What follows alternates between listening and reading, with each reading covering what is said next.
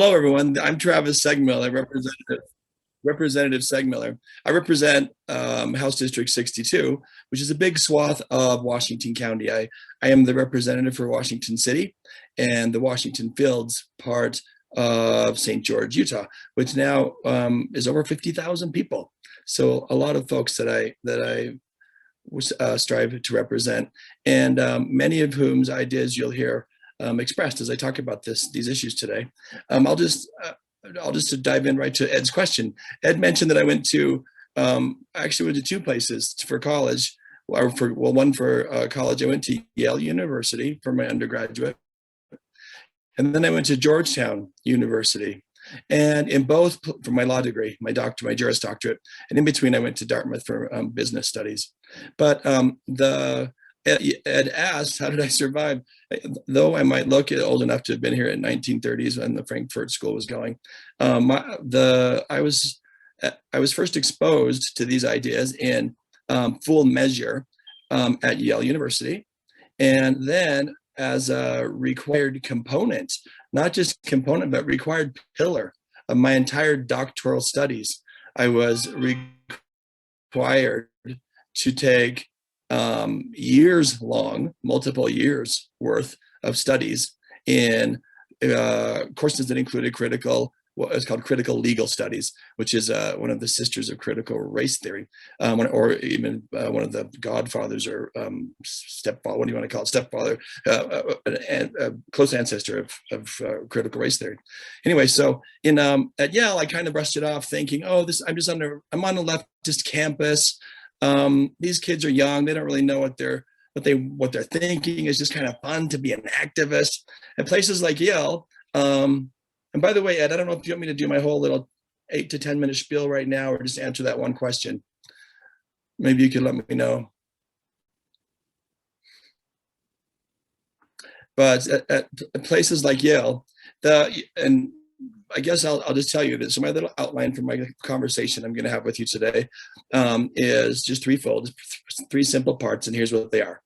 But first, let me say, if Senator Jackson would have been the first speaker, or Natalie Klein would have been the first commentator, then we would have had many more than 23 participants on the line, because the advertisement showed me as the first person speaking. That's why no one's really jumped on yet, Ed. Don't worry. They're just waiting for me to finish my 8 minutes, and then you'll see the numbers go up when the more interesting speakers chime in. So, but what I want to say today is three things, and this will answer Ed's question in some depth.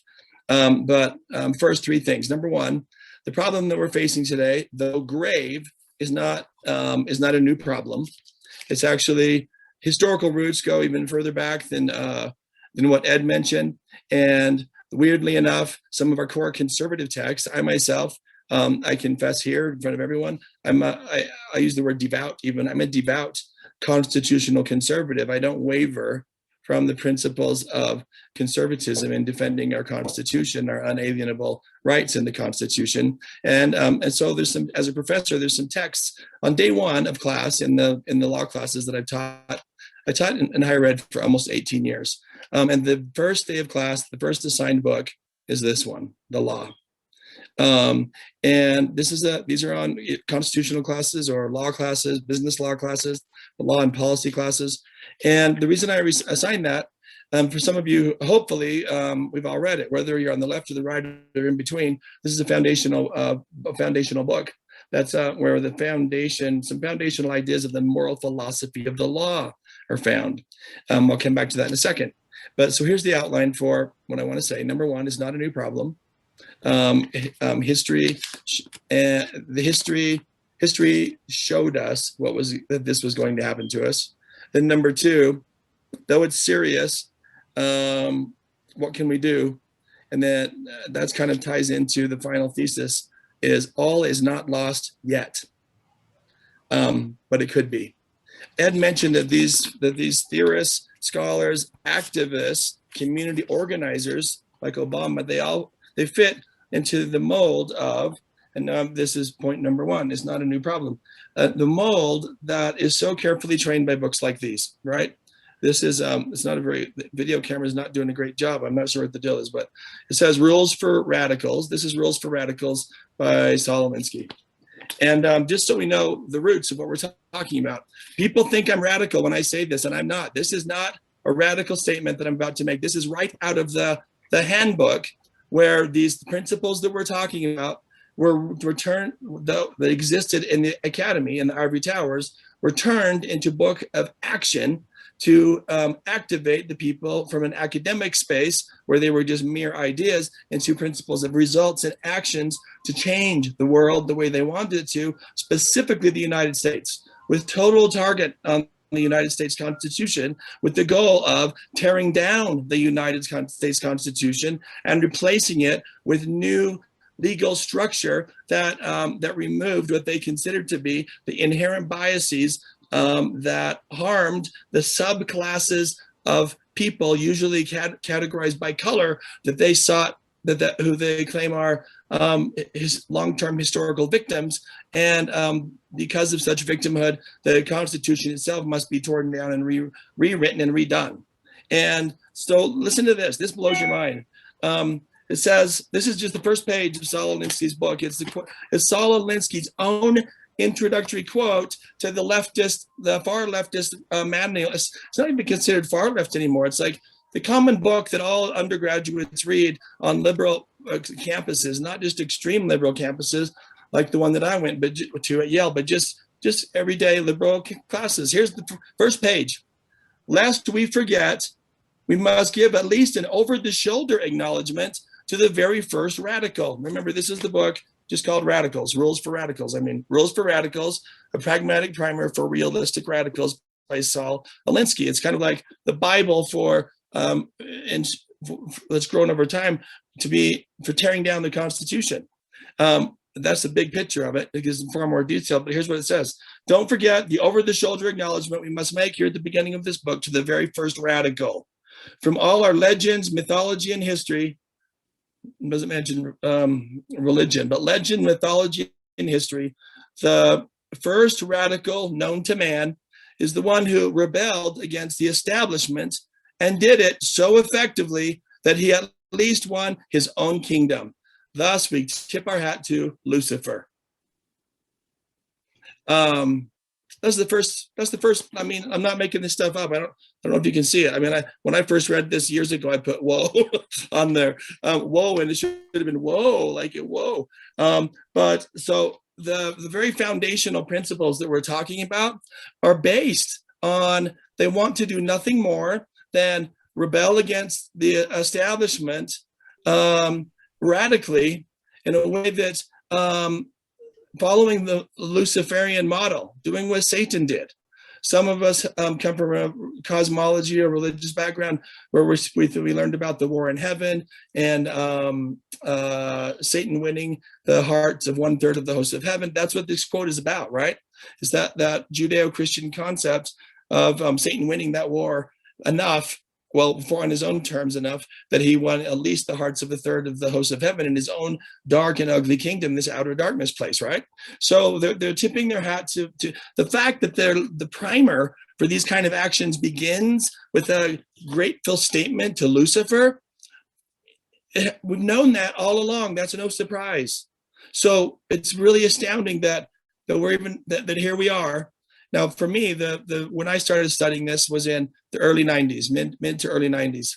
I went to college in 92, spent some time, 2 years in Australia, and then came back and finished up college and worked on Wall Street for a while, and eventually went to Georgetown for my doctorate, and then I finished that up. I started 9/11 was horrible, the first couple of weeks of law school, and then I finished up my doctorate in 2004. So it spans kind of a decade of thinking about this stuff from an academic standpoint. Anyway, so when you're told that Satan is the person that you're emulating, that should have caught our attention more. In my case, as an undergrad, it just made me say, whoa.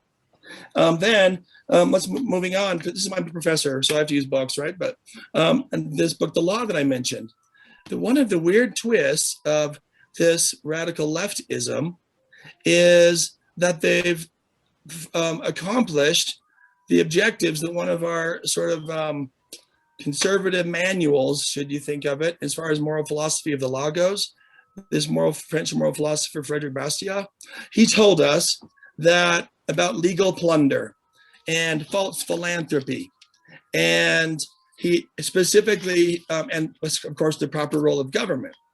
But what he said was that it's a gigantic problem when citizens finally figure out, and this is much like Alexis de Tocqueville's Democracy in America too, right? But Bastiat thought it was the gigantic problem or risk to the Republic comes when citizens figure out that they can elect people who will give them free stuff.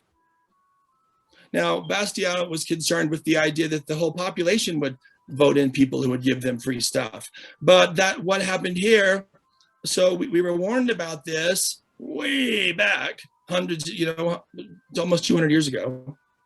And yet we've sat back and let it happen to us, because then what did they do? They set forth to do what Bastiat called legal plunder in their own way, twist the proper role of government and to elect people that'll give them free stuff, but not do what Bastiat suspected and give everyone free stuff. Instead, give only their chosen subcategories, and in this case, race and color-based subcategories, color of skin-based subcategories of people, to give them the free stuff. And that's the situation we're in today. Think of it, the jobs that can only go to someone that meets one of these categories. And I've been in the university, both universities, places where I've worked, and the law firm where I've worked. I was in the heart of the beast on seeing how this really happens in terms of truly seeking only to hire people with that meet these specific race-based criteria or color. Yes. Criteria that the movement has espoused, dating now and right. The critical legal studies that I studied, that movement started in late 1970s, and so it was well underway by the time I got there in the late, at the end of in the early 2001, 2002. But we're talking about free stuff like jobs, grants. Think about what Biden's told us about some of the classes of people he wants to give money to for certain reasons, and the only way you qualify for those grants is to have the right skin color. Government contracts, giant government contracts, billions of dollars of government contracts, promotions in the workplace, especially in government, especially in Biden's government, even especially in our state of Utah government. And I can tell you a lot more about that if you want to, including high positions and titles.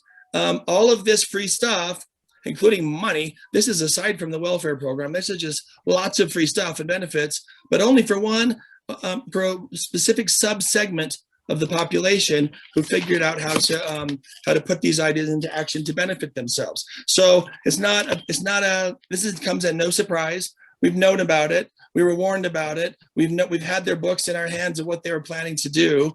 There's even responses to them, right? This is the one, Rules for Defeating Radicals. A lot of you have read this. And this is what was a kind of a conservative type response to Saul Alinsky's Satan-based response. Colin.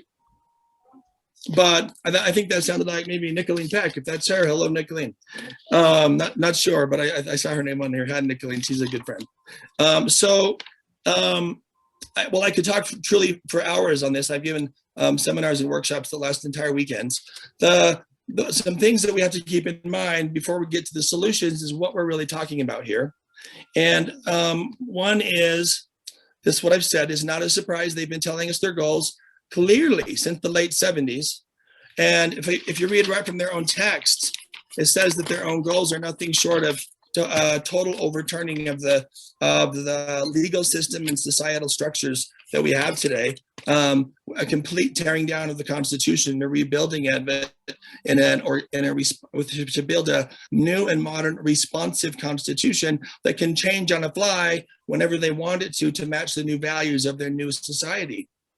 That's horrifying for people like me, whose life's work is an originalist and textualist-based study of our original Constitution in order to secure, preserve, and protect those original unalienable rights. And so it's understandable that I have acid reflux and ulcers, right? Because no amount of Tums can solve this for us. But there are a lot of things that can be done.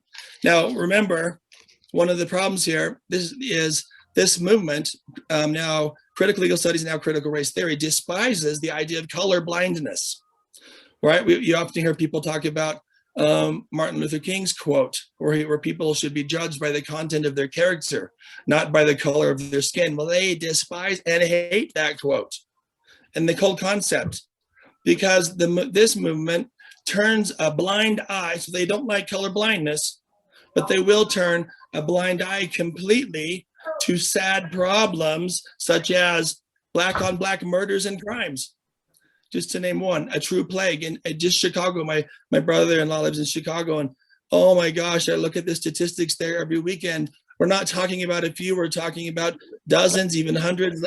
Was it the weekend before last? It was, I think the 4th of July weekend, there was over 160 black on black shootings, something like that. I might have the number wrong, but a lot, dozens, and many of them deaths.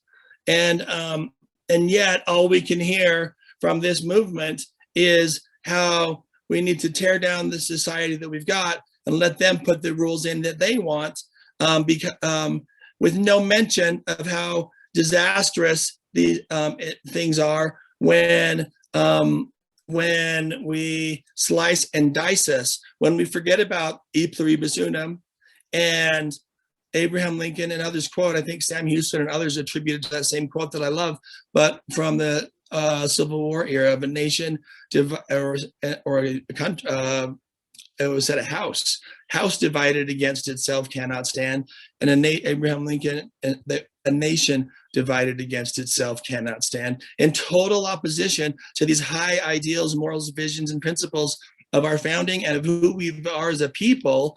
Instead, they seek not just to fan the flames of cultural division, but to literally tear down, in total opposition, tear down the society as we know it. I mean, and we've seen in modern day, this is not making stuff up, right? This, we know, we saw the police stations burning. We saw the portions of cities taken over and turned into, call them what you want, anarchy zones, right?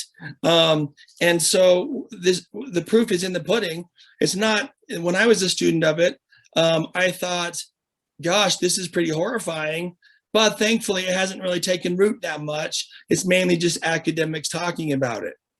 And now in the past 20 years of my professional life, it's gone from the academics talking about it to people enacting it, writing about it, turning it into action-oriented principles, and then systematically attacking the core structures, institutions, and pillars of our very society, including the media, the entertainment industry, the education sector, higher ed completely subsumed by these ideas, higher ed leadership consumed by the ideas, and Fortune 500 companies. I used to be a management consultant at McKinsey and Company. I worked on helping Fortune 500 companies be better.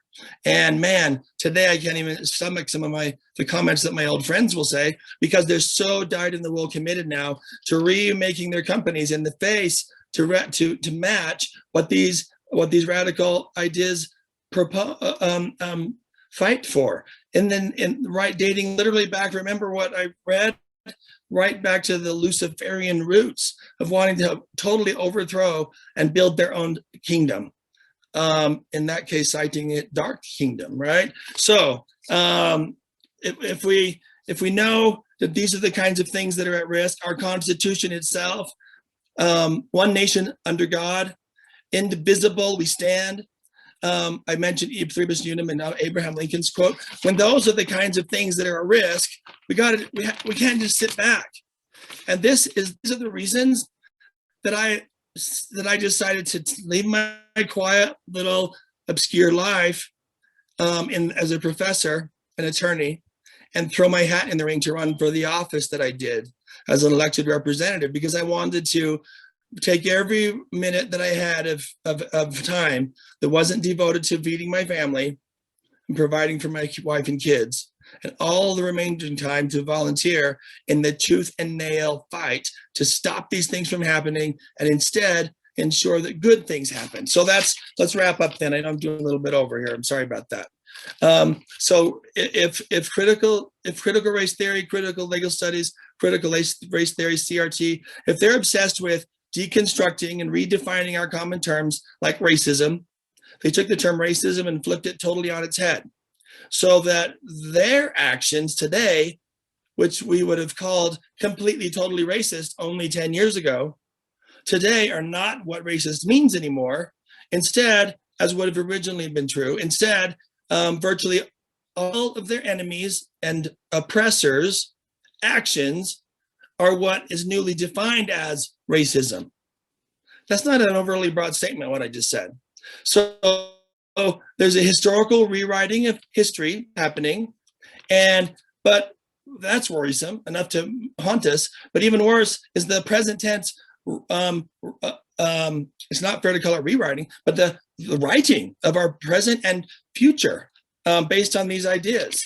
Now, remember, I said that there's an internal collapse and fallacy. Though this is the big. If I were going to write a law review article or something about the internal collapse of the fallacy of critical race theory and critical legal studies, it would just be that they're doing to our own nation precisely what they originally said must be stopped. So they were angry about the way the system was set up, and now they're creating a new one that gives free stuff, favors one color or category of U.S. citizen over another, and boldly recreates in their own favor the precise horrors they claimed to abhor in the beginning. So it's a disaster. It's internally inconsistent, doesn't work from an intellectual standpoint, et cetera, but what can we do about it? And I'm done, okay? There's a lot of things that can be done. I won't go into the nuances of the policy. Here I can if anybody wants to in any other context, but because there's so many other smart speakers, I want you to hear more from them than me. Let me just mention a couple things. So when we say what can be done, first is get the word out, right? It's education, like this forum.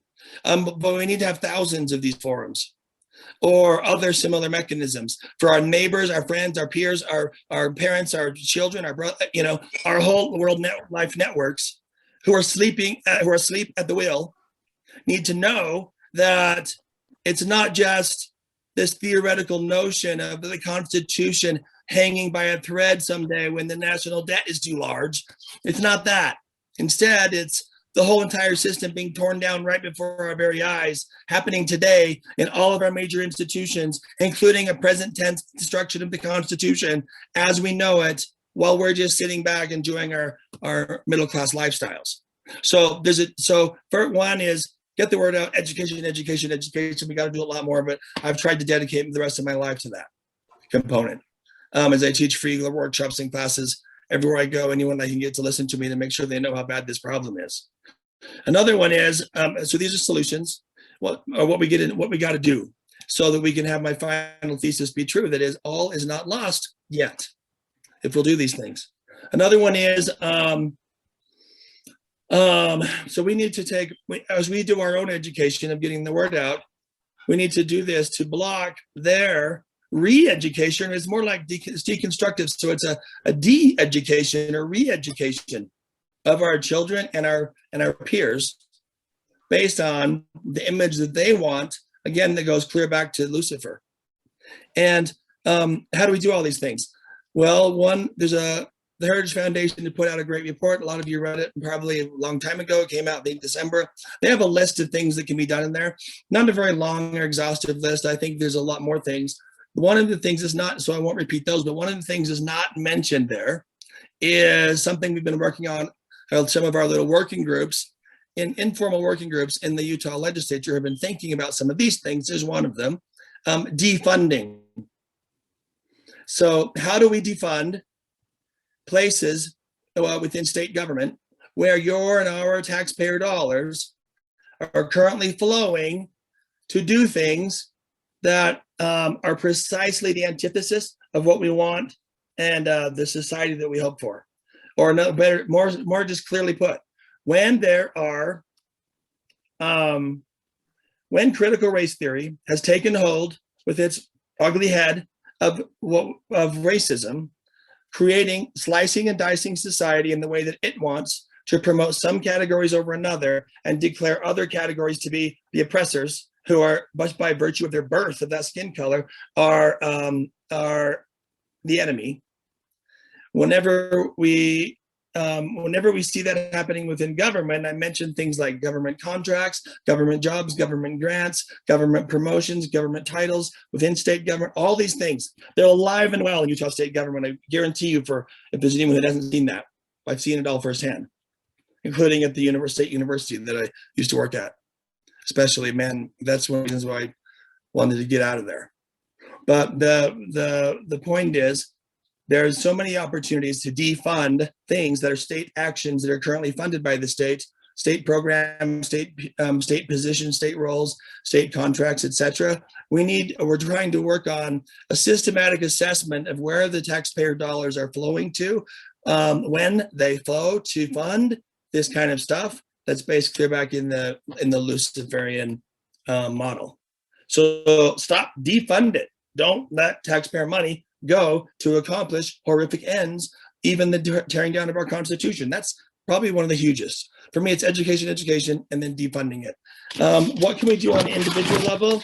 Like personally, like if like what can my mom do tomorrow? Well, not my mom. Please pray for her. She's fighting for her life with COVID right now. My mom and dad are fortunately have each other, but they're alone at home. My mom's out of the hospital now, but she is fighting COVID, really a bad case of it, and we really are hoping she will survive. She has asthma and she's elderly, and it's been really rough. I wasn't sure I was going to be able to be here tonight, but I'm glad I am. But please pray for my mom. Her name is Tammy Segmiller, and my dad's name is Tom. But when I say my mom, I mean the people we love, like that are not on the call or the Zoom meeting. Say, what can they do?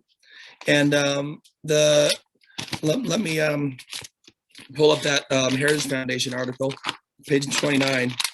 That I was reminded of by Ed. Thanks for that. There's the first bullet point says that the federal government should not support so-called diversity trainings. And it goes on.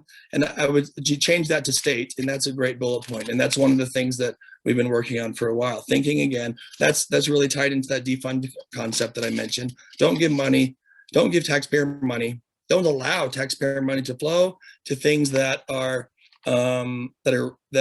slice and dice is based on race, to treat one race worse than another, and to specifically give free stuff and benefits to one skin color over another. That's the problem, right?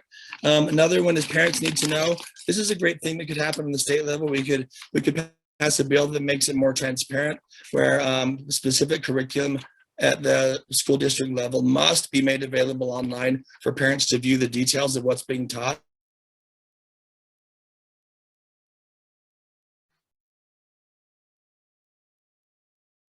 Did we lose you? I think we might have lost Travis. Well, if we get him back, good. Yeah, he mentioned the Constitution is one of the things that they want to do. They want to go beyond that. They want to get rid of freedom of speech, and they don't want any individual rights. That's part of their plan as well. I've got to really hand it to the Marxists and progressives, though. They keep on going until what they want gets accomplished. Doesn't matter if it takes 30 or 40 or 100 years. They keep on doing it, and they are so committed to doing it that they basically keep on counting votes until the Democrats win. It's kind of like the elections.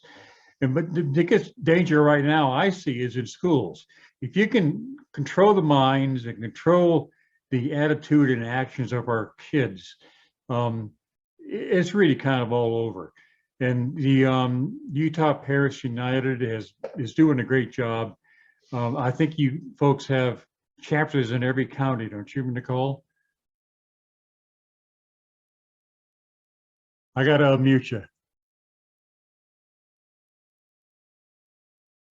You have to, there you go. Okay, there we go. Yes.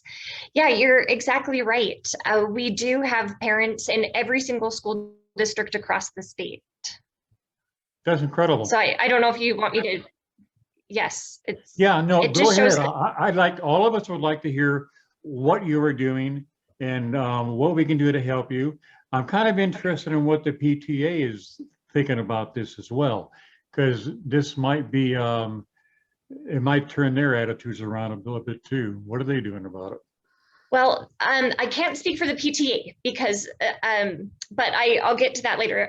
We're not associated with the PTA at all. So we're just an I didn't independent, think so.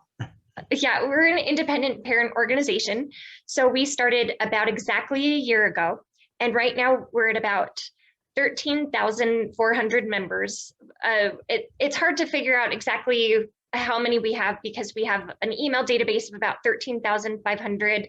We have about 2,000 on our text messaging list. We have 6,000 on Facebook. We have, 1,100 on Instagram. So it's hard to figure out exactly how many, but we know we have a lot of parents, and we know that we have a database of parents in every single school district across the state of Utah, which was what we wanted, because we really wanted to help educate parents on what was happening in their local school district, how to help them get involved, how to help them understand on what's going on in their classrooms. And so our group really exploded around the time of the special session when the Biden administration came out with an amendment or wanted to amend the federal registry, which would allow the 1619 Project and Kendi's book, How to Be an Anti-Racist, that would allow them to flow directly into Utah schools. And we had at that point an opportunity to stop that from happening. The legislature was hoping to get that on the call for the May special session so that they could stop that from happening before the school year started. It was not added to the special session. Instead, it was just said, that's not being taught in Utah schools. We don't have to worry about that. That's not critical race theory. And so that was kind of disturbing to us as parents for what we were seeing. So we went to our parents across the entire state and said, parents, will you please give us an account of what your child is being taught in regards to critical race theory in Utah schools? And we received over 100 submissions from parents in just about every school district across the state. Primarily, it was coming from school districts that had an equity department and an equity director. So that's where we saw the most offenses. And is it okay if I share my screen with you to just show you a picture? Because That's fine. I think this is kind of important for everyone to see, because this is where things just get really crazy, in my opinion. So let's see. Am I sharing my screen? Not yet. Okay, let's see if I could do it. How about now? Oh, How about now? oh, looks like you started. Yep, Okay, so you guys, right? there you go. Okay, so what we did was we collected testimonials from parents across the state on what their kids were being taught as far as critical race theory is concerned. And we put those into a binder and we handed them to the state superintendent, Sid Dixon. So this is a picture of Sid Dixon. The red arrow is pointing to the binder of letters that we handed to her that said, this is what my kid is being taught in Utah schools. And in that compilation was, let's see, I'm gonna stop. So I'm just gonna give you guys a few excerpts from this. So one of them was, when I picked up my kids from school one day in February, my third grader told me how during library time, his teacher read him the book, This Book is Anti-Racist, 20 Lessons on How to Wake Up, Take Action, and Do the Work by Kendi. So that was a third grader, right? So we received some other ones that said, my daughter was in honors English class. As teacher handed out paperwork which extolled the virtues of reparations and asked the students to write an essay on the topic. But here's the kicker. Only one side was presented, the pro-reparations side. How are you supposed to write an essay on a controversial subject when you are only exposed to one side? Some of the other ones were, I first noticed a problem when one of my son's first assignments was all about the 1619 Project. So another one, I'm just going to do a few, but I feel like it's important for everyone to hear these, because this is what we presented to Superintendent Dixon.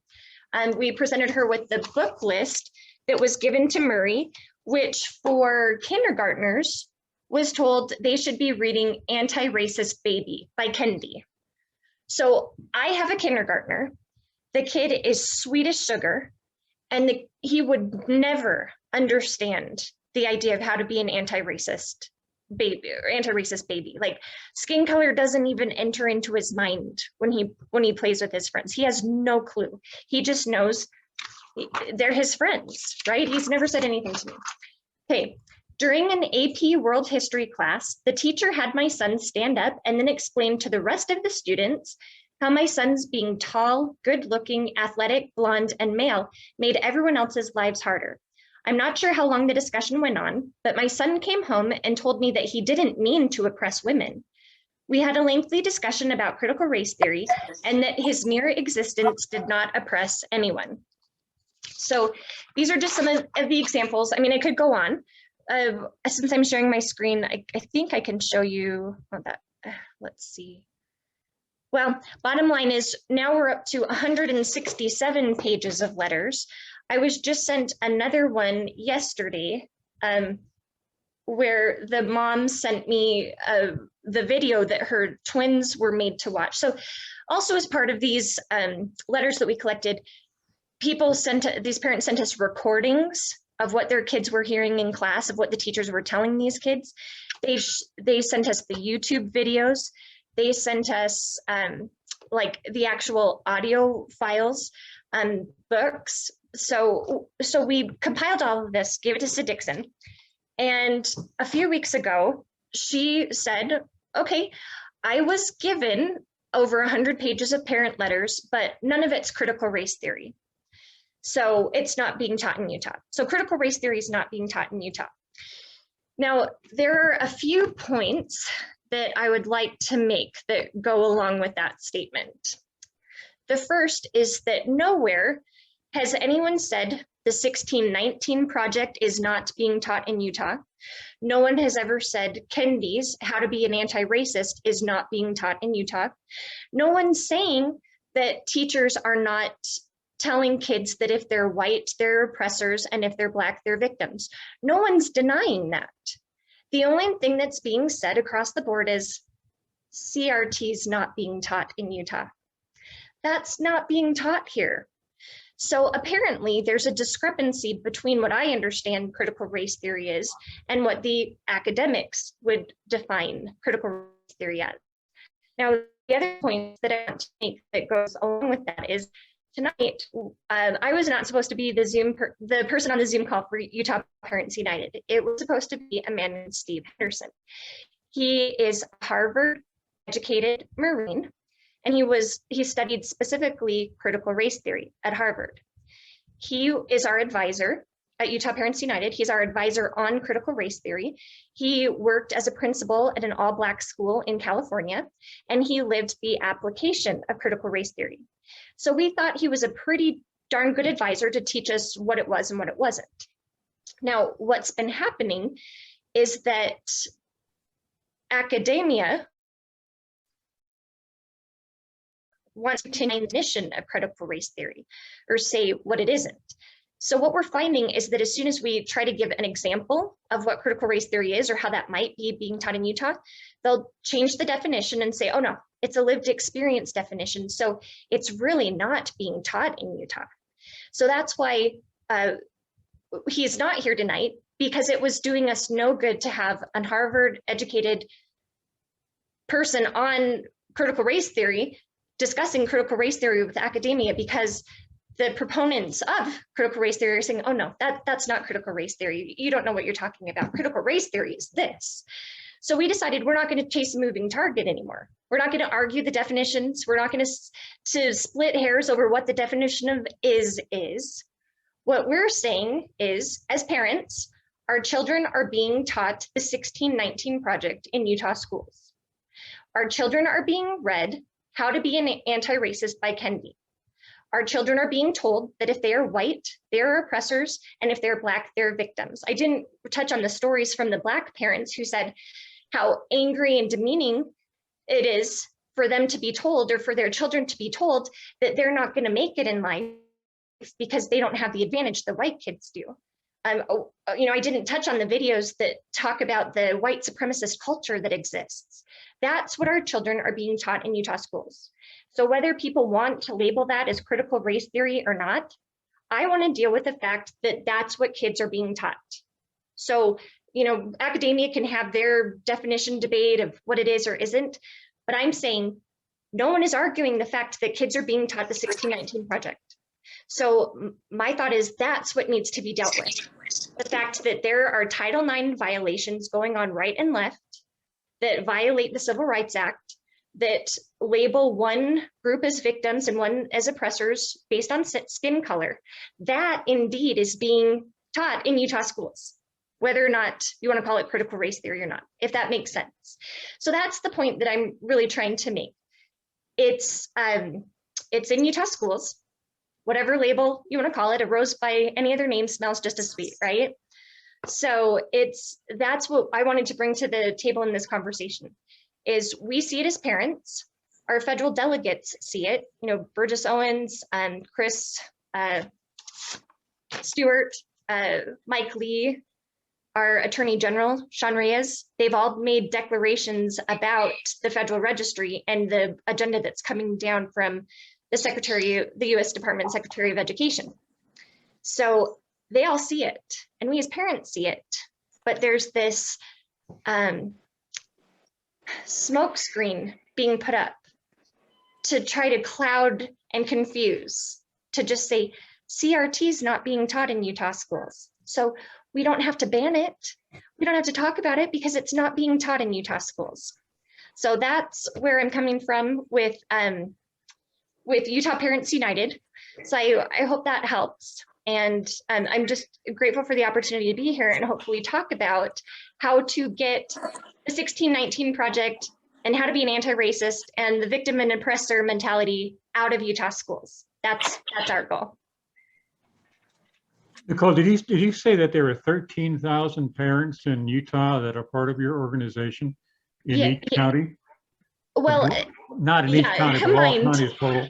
Yeah, combined total throughout the state, it's a little over that. Yeah. And you didn't get there by this being exposed by the media. You got there by talking with people and mostly social media. I would love to see some media focus on this. And I think, one thing I appreciate about critical race theory is that it is one thing in a long line of issues that has coalesced and brought people together out of the woodwork to fight this stuff. Mm-hmm. I think that is a great service they're doing us. Well, and one last plug is I think it shows you how concerned people are with how quickly we've grown, that parents are upset about this. They're upset with what their kids are coming home and telling them. So it's showing that people want to do something, and we're hopefully trying to give them a way that they can do something. So if you're not signed up with us, anyone on this call, join us. Go to UtahParentsUnited.org and help us root this out of our schools. Yeah, people aren't just upset, they're fed up for a lot of different reasons. Yes. Senator Jackson, you're with us kind of late. Are you still back east? We have to unmute you. Okay, great. Thank There you. You are.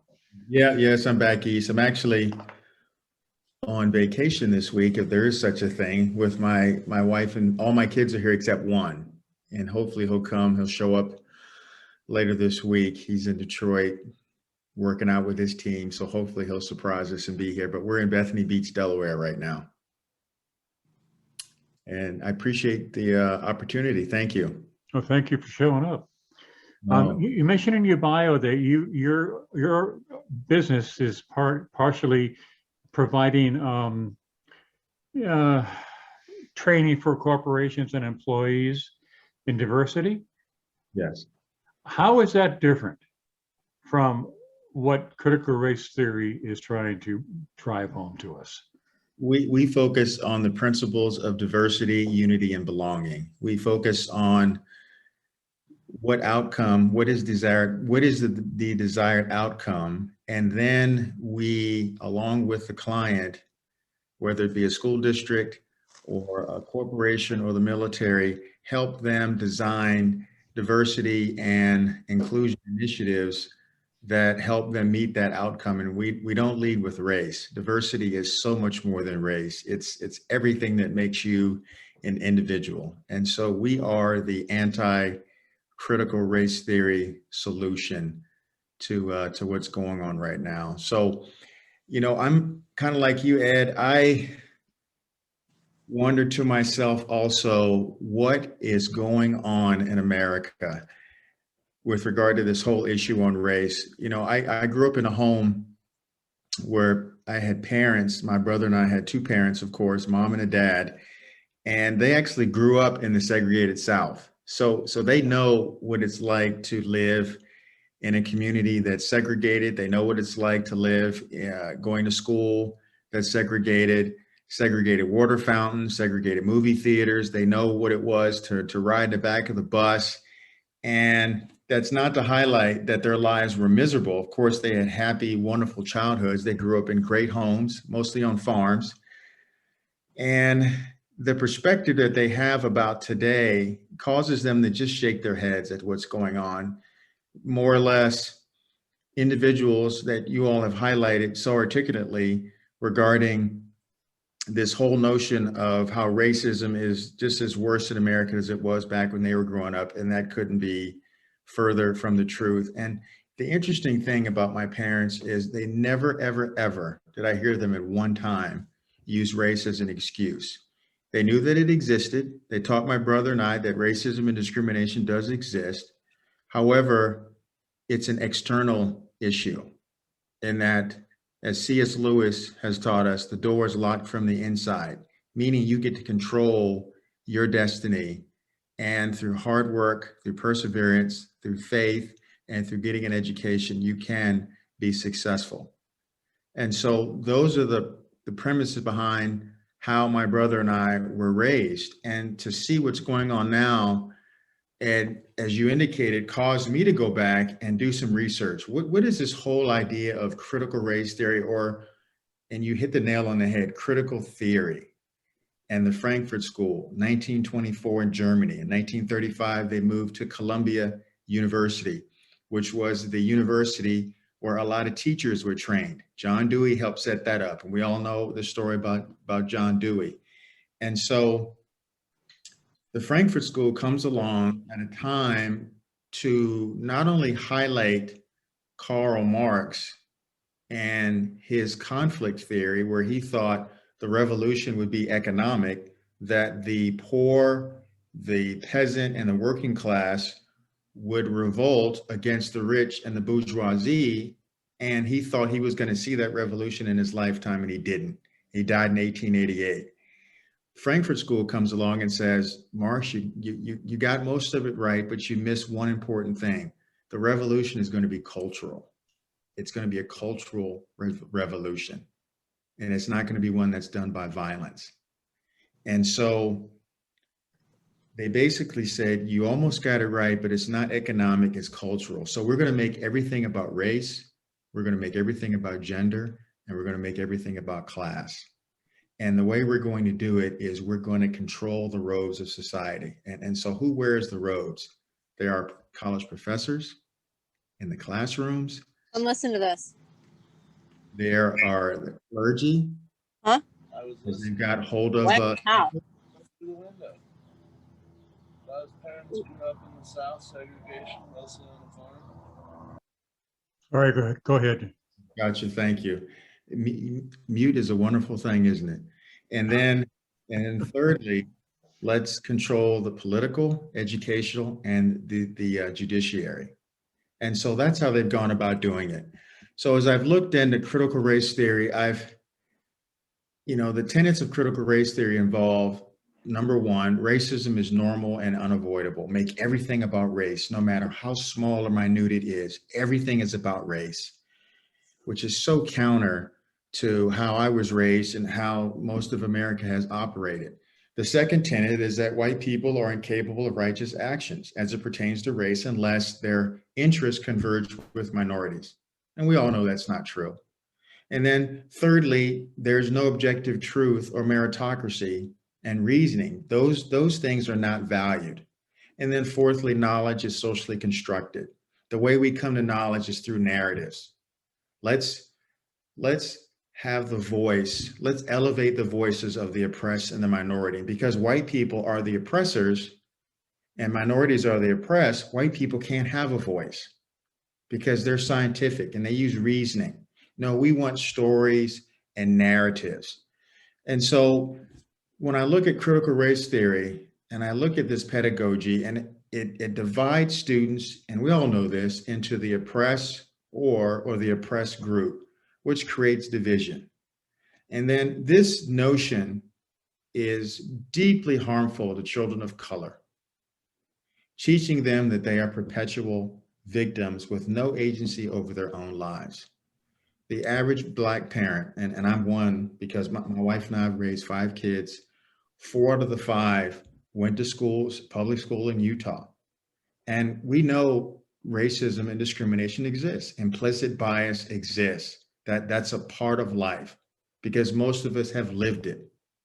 What we desire for our children is for them to be seen as equals and to be taught at the highest level, reading, writing, and arithmetic, so that they can be competitive. We want our children guided to the challenge, not patted on the head and told that they are victims. And then lastly, regarding this pedagogy, haven't we done enough to our children to now put them in classrooms and call one group the oppressor and one group the oppressed? They're now contemplating putting our kids back in masks, limiting their ability to go to school. We've done just undue harm to our children. And I think Congressman Segmiller, Representative Segmiller said an interesting point regarding, we read the book and we know we're going to win in the end. And we're in a battle, we're in a war. The goal is to not have as many casualties. And our children, unfortunately, are those casualties. So I'm so grateful for what Nicole Mason's doing, for Natalie Klein, for Representative Segmiller, Ed, for you putting this on so that we can bring further and further attention to this, so that we can get individuals and families to be involved and to say no. When I think about the Constitution, or not the Declaration of Independence, it's really summed up in one word, and that word is no. No, we're not going to do it. No, we're not having any of that. No, we're not.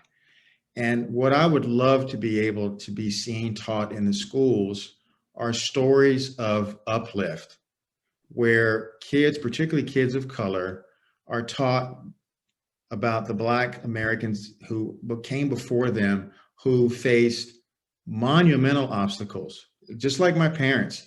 They faced racism and discrimination that was actually written into the code. It was written into the code through Jim Crow laws. But yet and still, there's so many stories of how they overcame and did some wonderful things for not only themselves and their families, but for America. These are American stories. We talked just the other morning with my family. We have a morning devotional and we read scriptures together. And then we talk about stories of the past, so that when my kids do come into racism, discrimination, or anything difficult in life, they can lean back on those stories that will hopefully inspire them to say to themselves, if they can do it under those circumstances, certainly I can do it today. We talked about Jesse Owens, 1936 Summer Olympics. He won 4 gold medals. Jesse Owens was Black. 1936 in Berlin. Do you think he had a little bit of stress? Do you think things weren't always rosy for him? He probably lived in segregated housing while he was over there representing America, but went on to win 4 gold medals. And then you think about, we had pancakes Sunday morning, and my wife thought she had brought a knockoff brand of syrup, but it was really the Aunt Jemima brand. They just changed the name. And they took that woman's face off the syrup bottle because a group of people, mostly white people, I hate to say it, deemed it as racist. No, that story involves a woman by the name of Nancy Green, who was born a slave, freed after the Civil War, got a job being the spokesperson and the promoter of the Aunt Jemima brand with her face on the box. She died a millionaire. Her story is now erased from history because of that. So going back to your original question, Ed, about what we do at Sunlight Works, we encourage the organizations that we work with to avoid training people to be more accepting of diversity because it's too conceptual and it doesn't work. Harvard studies have proven that diversity training that we use today does not work because it's not an outcome. We train on behaviors and skills that lead to higher trust, collaboration, and safety for all, not just categories of people. We teach these individuals how to have difficult conversations with a range of individuals. We teach them how to develop the skills to work with diverse perspectives. And we base everything on principle. Principles transcend political party, political agendas. They transcend race because they're universal. And we focus on the principles of diversity, unity, and belonging. We want all of our children to succeed. You know, I think back to the classroom when we call all the white people oppressors. What about the kid who lives in a trailer park, a poor white kid? That group of people in America are probably the most neglected because they can't have access to affirmative action programs like people of color can. And so we have forgotten them because we have not created an environment for everybody to succeed because we've allowed the other side to come and divide us. And so I'm so heartened by this group of people on this call today and all those parents that are working with Nicole Mason and Natalie Klein and Representative Sigmiller who are saying, no, we can do it a better way. We can do it a better way because discrimination does still exist. Implicit bias does exist. I'll tell you one story about that and then I'll be quiet. My brother is a elementary school principal out east, and his student body is very diverse. I think it's about 40% to 50% people of color. So he was having graduation and he was meeting with some of the teachers to go over the program for graduation. And he looked at the paper and looked at the list and he knows all the kids. He's a great principal. He said, how come we don't have any kids of color that are able to speak? What's going on here? And a little bit of discomfort, but he asked the question, and he should ask the question. One of the teachers responded by saying, well, I would have asked little Johnny to give a presentation, but I didn't think he had anybody at home to help him.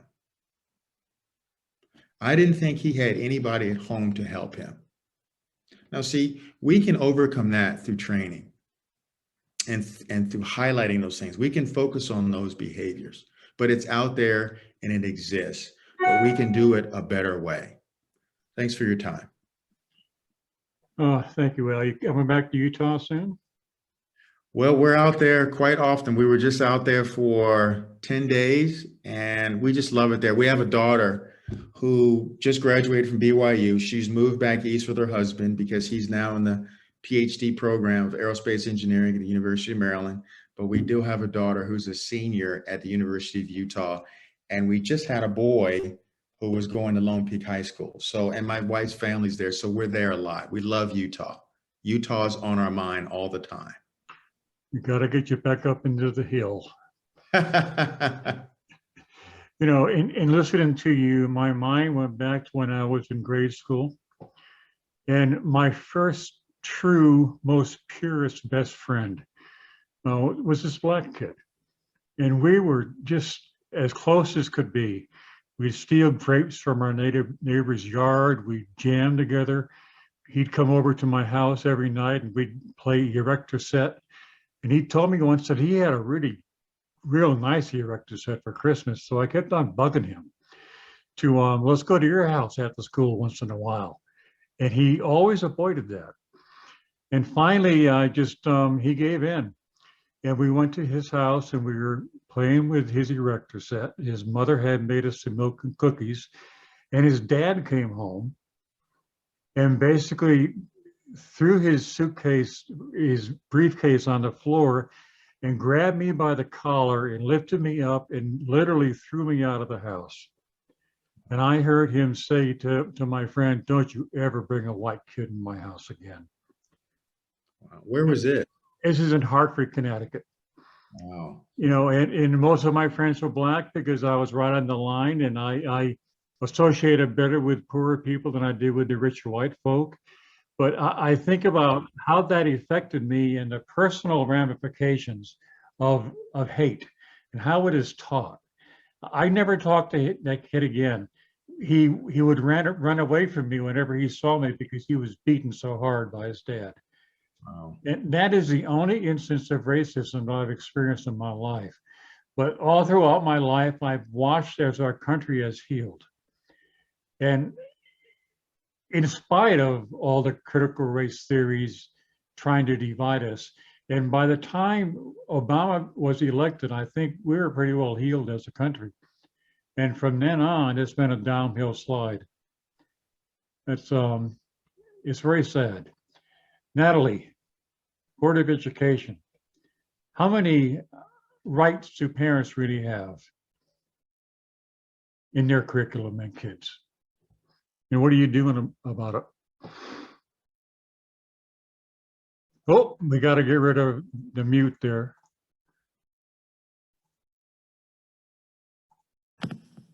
Good, there you go. Sorry, Natalie. Okay, can you hear me? I can hear you now. All right, well, thanks so much, Ed. I so appreciate you having me on, and I'm grateful for these other individuals that have spoken so eloquently to a really difficult problem. I am Natalie Klein. I'm a member of the State School Board. I will not be speaking on behalf of the board tonight. I just wanted to make that clear for anybody that might be listening. How much, your question was how much control do parents actually have? Yeah.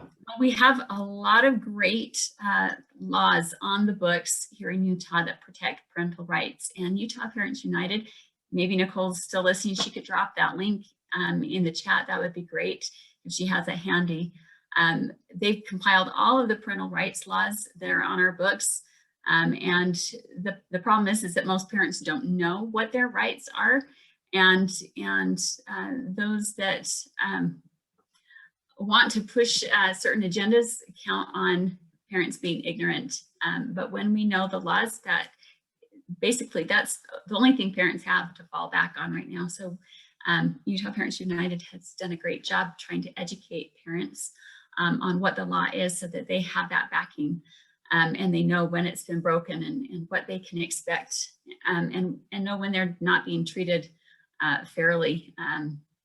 Parents are supposed to be the primary educators in their children's lives, and the schools are tasked with being secondary and supportive of the parents. And yet all of the programs that have come down over the years have continually marginalized parents and put them on the outskirts, so that to the point that when parents finally do start speaking up, they start seeing it and they go to their board meetings, that their concerns are largely ignored or minimized or brushed under the rugs.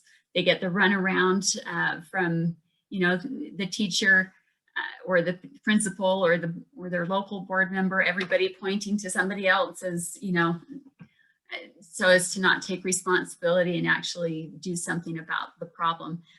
Whether it's the locals pointing up to the state board level or the state board, the people at the state level pointing to the locals, there's endless ways of getting rid of the blame, right? And trying to put it somewhere else. And so parents have been really frustrated about not being able to pin it down. I keep thinking about CRT, the Sound of Music. There's a song in there called "How Do You Solve a Problem Like Maria?" And I keep thinking of how do you solve a problem like CRT? It's how do you catch a cloud and pin it down? How do you catch a wave upon the shore?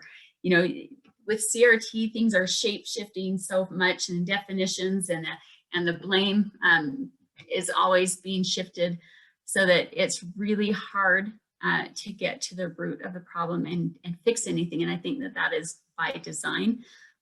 When I went to the United Nations, I've been there several times.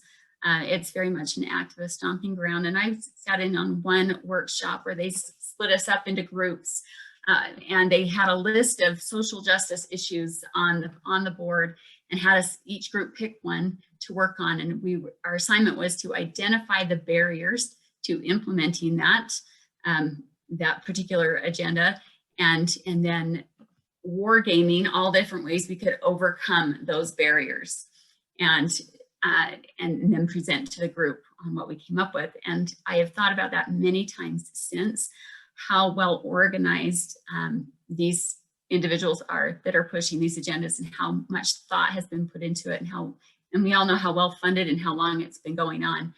This is part of a 100-year plan, and I think we're there at the end of it. And the push to get this in, and you know, the national pledge by the zenedproject.org, where they have teachers across the nation signing, saying that they'll teach this regardless of any rules or laws passed to ban it or to impede it, all speaks to that this is their end game. And I keep thinking about when it comes to schools and pushing an agenda into the school, what would be the number one barrier, is what I've asked myself over and over again. And it always comes back to, it's the parents.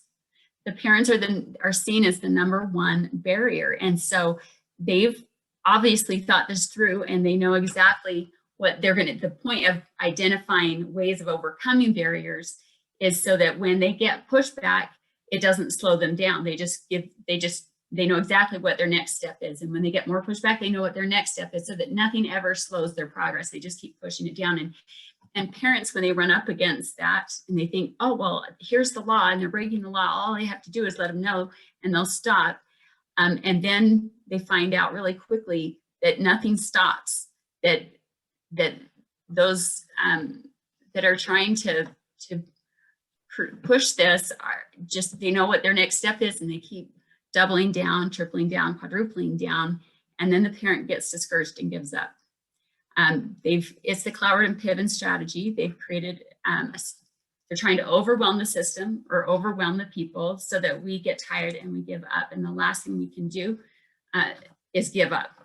If they're going to create a tsunami, we got to create one of our own. And literally, this parent army, this Utah Parents United, 13,000 plus and growing, is an answer to prayer. I said, there's Heavenly Father, the only way we stop this is to create is for everybody to stand up. And what we need is a parent army. And since that has literally come to pass back in the end of January, when I was attacked online, you know, that's when things really took off, and the people started waking up, and it's just continued. People have just continued to wake up, and it's been an amazing thing to see people actually get involved and stay involved for a change. We've been asleep at the wheel for far too long, but when people wake up and realize what's at stake and that we're about to lose it all, it's very heartening to see people step up and actually take this seriously, because our future depends on it. There's, as a one way to deal with this, it's important. I know people have talked about definitions. Currently, we, as at the state board, we have a rule that we passed at the end of June that we put together in response to the House and Senate resolutions to deal with this issue. The intent of their resolutions was for us as a board to stop CRT in schools. They defined 3 specific tenets, but that doesn't cover all of CRT, but they did have some other areas that they discussed in it. At the beginning of the resolution, they talked about the importance of appropriate education on history, civil rights, and racism, including historical accuracy, that it be taught through an accurate history and in an appropriate manner. I tried once before to put an amendment into this before we passed it that talked about how to teach historically accurate information. They said that should go into social studies standards. That doesn't belong here. But looking at the resolution, they specifically mentioned that. And that's because the proponents of CRT are trying to claim that it's just about teaching history, right? So if we're going to have a rule about this, then we need to address, and this rule is based on professional learning for teachers. Part of the professional learning needs to be teaching, training teachers on how to determine something, if something is historically accurate.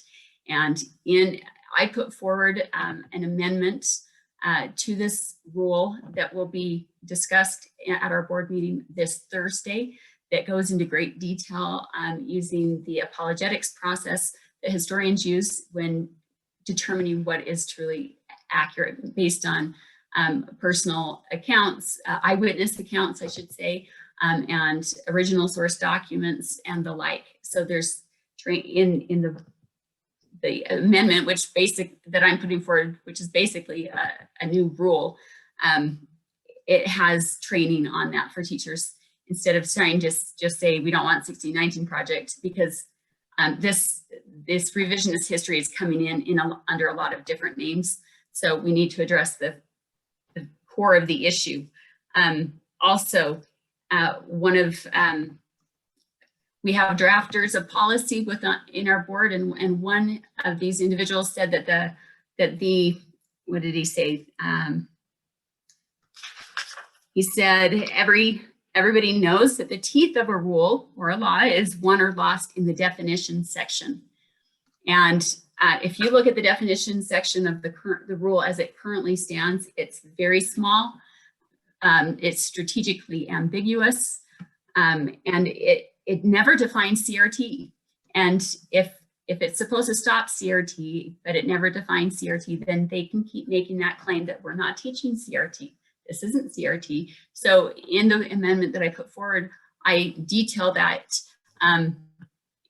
We have a long, like the first 13 pages lays out the context on which the actual rule that starts on 14 should be viewed through. In that first 14 pages, it lays out all of the laws in Utah on what is to be taught based on civics, history, and character education. It lays out all the laws on parental rights. It has the board acknowledge those laws. And it also has a lengthy definition section where all of these terms that CRT is coming in under are clearly defined so that there is no ambiguity. That is their main strategy, is strategic ambiguity. And so we have to be very clear in our definitions so that they can't keep playing these word games, because this is a war on words and ideas.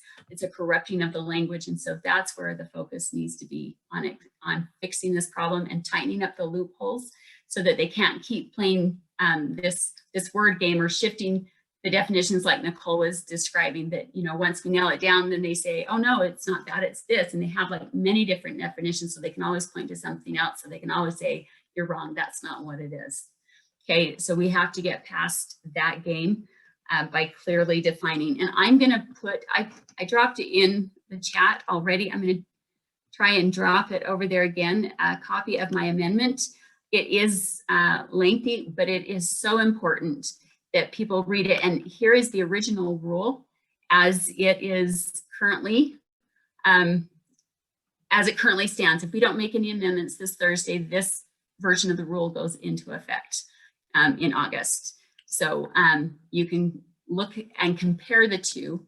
It's very enlightening when you compare them side by side and how much, and this is, I've talked to a lot of teachers on this issue about how it's actually getting into the classroom. And it doesn't just CRT is not just a curriculum. More and more curriculums are being made that are CRT, but mostly it is a lens through which any lesson can be taught, any curriculum can be taught. It is a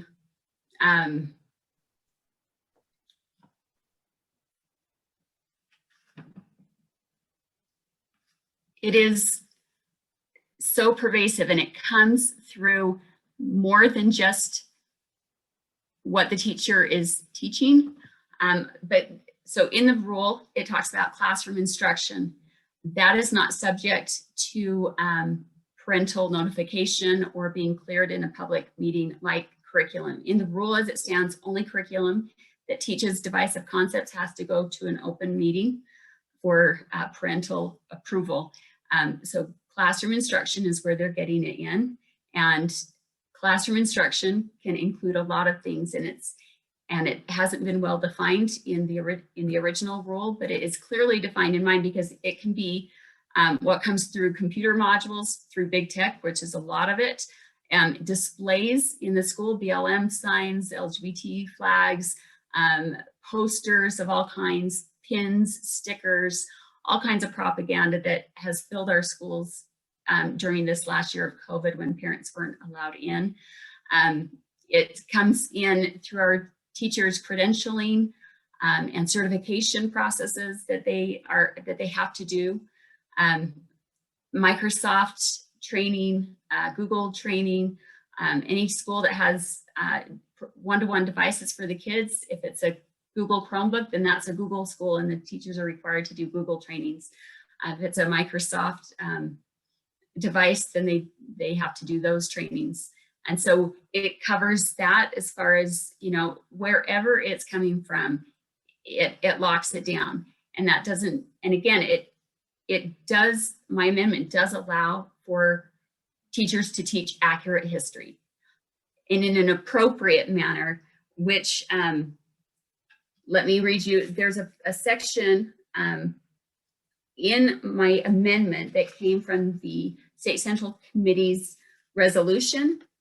And see, number, let me just grab that, line 72.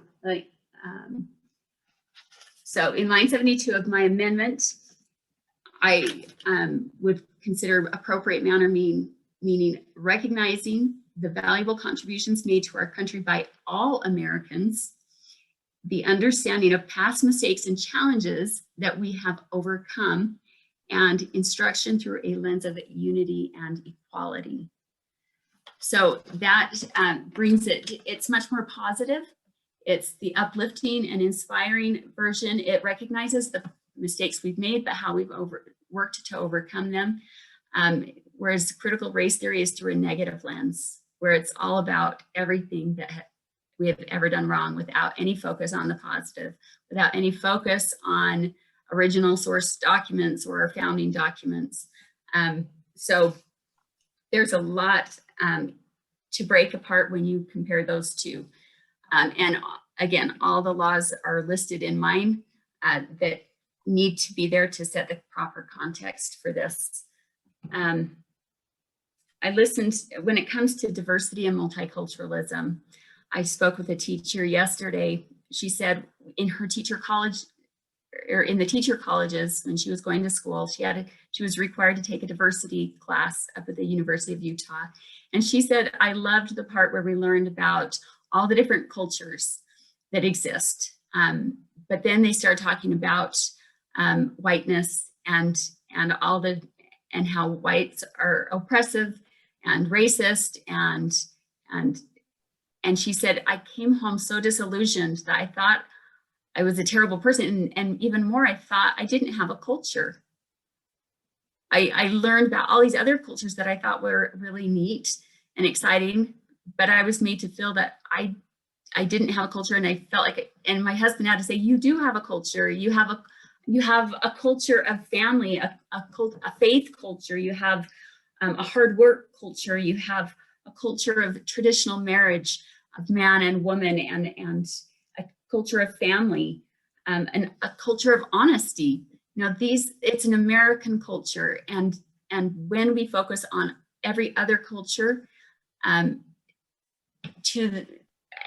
not ever learn about our own, it's like when our own culture is like water to a fish, right?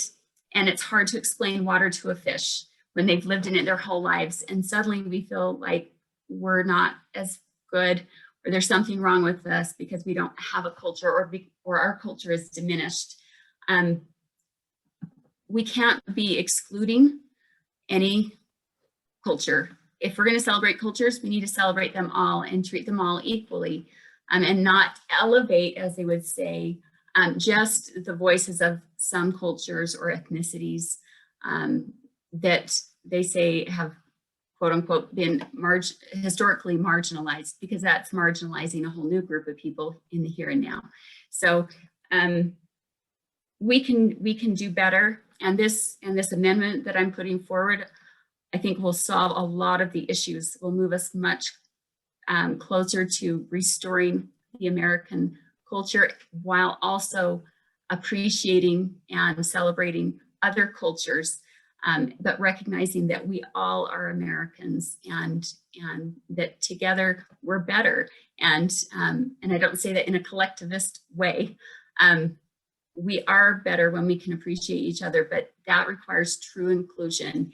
And true inclusion, that's one of their words, should protect those who disagree with critical race theory ideologies. It has to protect those as well. So thank you. I could go on and on, but I want to give time for discussion if anybody has any questions. Thank you, Natalie. I had one comment. You mentioned that they bring up everything that we've done wrong and concentrate on that. It's more than that. They are trying to dissolve the concept of reason and Yes. create an augmented reality based on everything that they could imagine that we could possibly do wrong. And it's so far removed from where we're at as a society and a country and a nation. But the longer you tell a lie, it eventually becomes truth. That's kind of the way it kind of works. Where is the rest of the board on this critical race theory issue? I know you can't talk for the board, but can you give us a general idea of their? So I think, and I obviously have to be very careful. I don't know what's in all of their hearts and minds.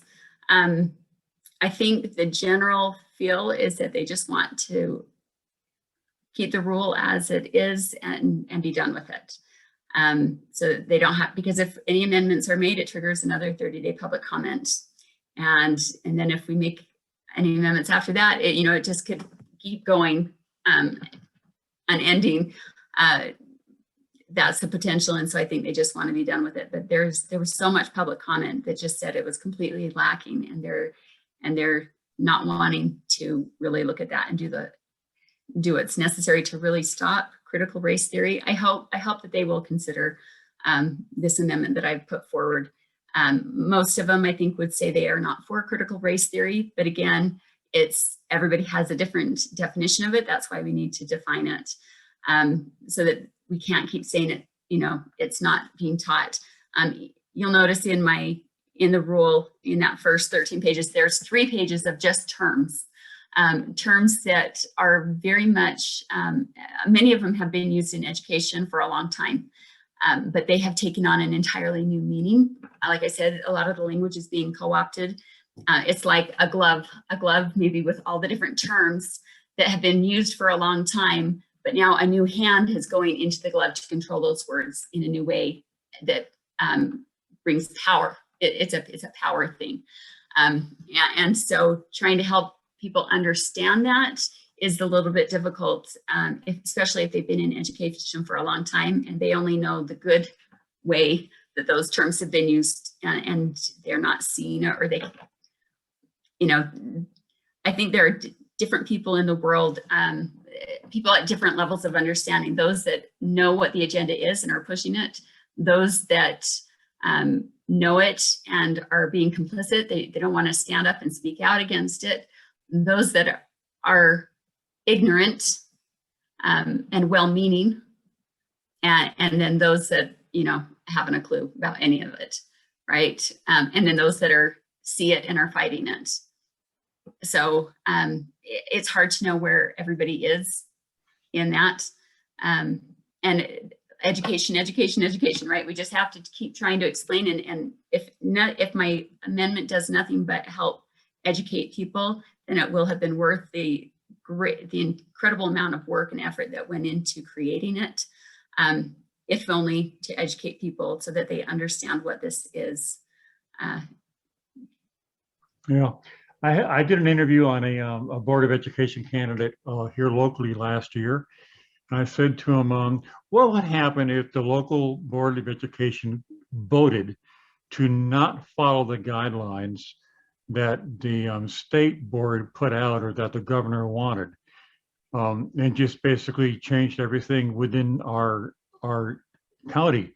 He says, well, there's not much that could be done about it. I mean, what's the governor going to do? Send down the National Guard and arrest everybody for doing what he said he doesn't want done, which is basically teaching critical race theory in elementary schools. It's okay to do it in colleges, but not in the lower schools. But I think people Yeah. have a lot more voice than they think. I am going to unmute everybody right now. And for our panel, if you have anything to talk about each other, you should be able to go ahead and do that. And I will then let's have a discussion for everybody. So go ahead, let's just open that. I'm not worried about how long this meeting goes. It can go as long as it wants to. So let's take it from there.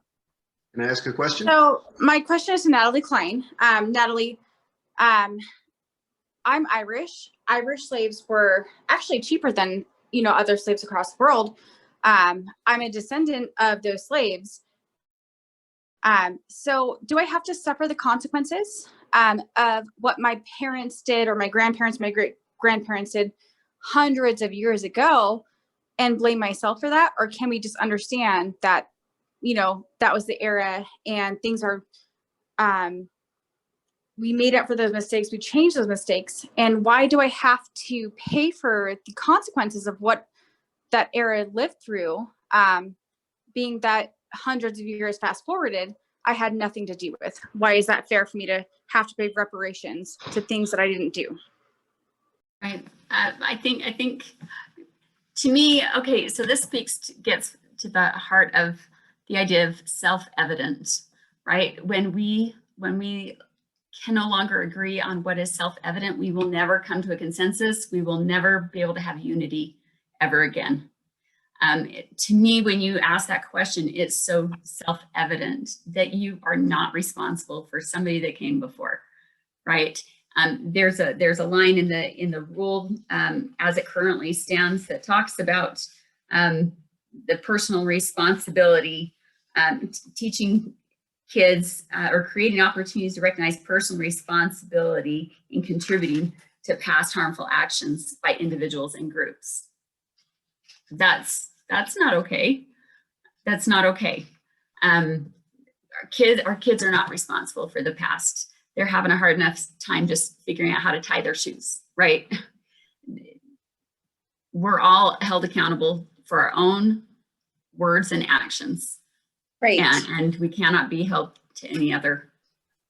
So my brother not actually just- just went to yeah. jail for using drugs, and I have never used drugs. So why? I mean, that's like saying I should go to jail for his actions. That's not fair. This was hundreds of years ago. We've come a very long way up until 2020, I would add. We've come a very long way. So why are we all being punished and saying that we all owe reparations to a certain race when we're all kind of equal now and we've come so far? Why is that fair for me to go to jail for my brother's crimes? I don't go to jail for my brother's crimes because he committed them, not me. Right. Question for Shan. Her name just went away and I lost it. The one that was talking from UPU? Nicole. Nicole, yes. Nicole, is it possible to post, or are they available, this document, these letters that you put together for that Dickinson person? Yeah. Are they available that we can read these? Yes, well, we have to be careful about that because they're individual parent stories. What we have done is we've put them on our website on utahparentsunited.org. And I think the tab says honor diversity, and it says no CRT. And we've just put some excerpts up there because we have to be very respectful of the parents, because they want a lot of times their identity kept confidential, because when we share like the whole story, it can be traced back to them. Like, for example, there was a girl who had a police officer. Her dad was a police officer, and her teacher would lay into her about like Black Lives Matter and say how we needed to defund the police and things like that. And so this individual actually had to change schools because the bullying by the teacher was so bad. So it's just those types of situations where we can't release a lot of it, but you can check our website for excerpts, and then there will be more forthcoming. And I'm not sure if you can hear my kids in the background banging on the door. Sorry about that. But yes, we are trying to make them available as we can get parent permission when we know that they're okay with it being shared. Well, my concern is to the very point you were making tonight, is that what they define as CRT and what's actually happening, and Natalie talked about the same thing with the legislation. If we need some clay to work with, that this is what is being taught. That's what we need to speak to your point, but we need the examples as parents, as citizens. We don't have those examples. Well, obviously you have posted some and I'm just ignorant to it. I won't be as ignorant tomorrow as I was tonight. Okay, but that is, to me, is so critical, because they win the language game. They define the language. And if we don't have our own examples and a path to get to those examples to make our case, it's really hard. I mean, if I was to tomorrow, if I had a little packet and I could just start knocking on doors, here's a packet, I want you to read this, I'll come back in a week and I'll talk to you. I've got time, I can do this, okay? But I don't have anything to talk about. I don't have those examples. So I just think that your point tonight was just right on. Natalie's legislation is right on. I am so impressed with the presentations tonight. I didn't know about this until about 9 months ago. And I've been trying to fastly, catch up and get into this. And I know that my friends who are smart and educated, they know so much less than I do. And this education, I think was one of the first presenters tonight. I just don't know where we get this packet that I'm talking about, this packet that we can, I think Chris Rufo produced something, here's 10 points that we can go forward with, that you can be proactive. To getting back to individually what we can do. And again, I'm just so impressed with what everybody's contributed tonight. Yeah, with Chris Rufo, I tried to have him on because I saw him on an interview once. He says, I'm just doing everything I possibly can to get word out there about this.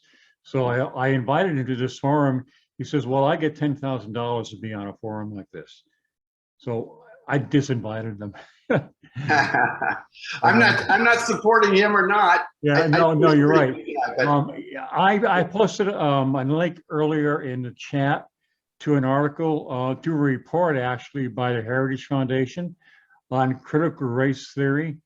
It's an excellent report, and David Garber posted another link to another report. If you really want to find out the history about this and what's been going on and where it's going, it's probably a lot worse than you thought. And you only heard about it maybe 9 months ago. You were probably one of the earlier ones to hear about it, but it has been going on for decades. Sure. Let me take just one moment to put a plug in for Utah Standard News and for the Alliance for Utah's Future. The Alliance is actually Utah's largest collective of activists, conservatives, and organizations in the state. And individually, our members have been responsible for everything basically that has gone on in the state in the past couple of years. And we invite you to join us. You will be vetted as far as your political philosophies go, but please just go to Alliance for Utah's Future. You can find us easiest on Facebook. And I appreciate all you coming tonight. Let's get back to the discussion. Travis, do you have something you want to talk about?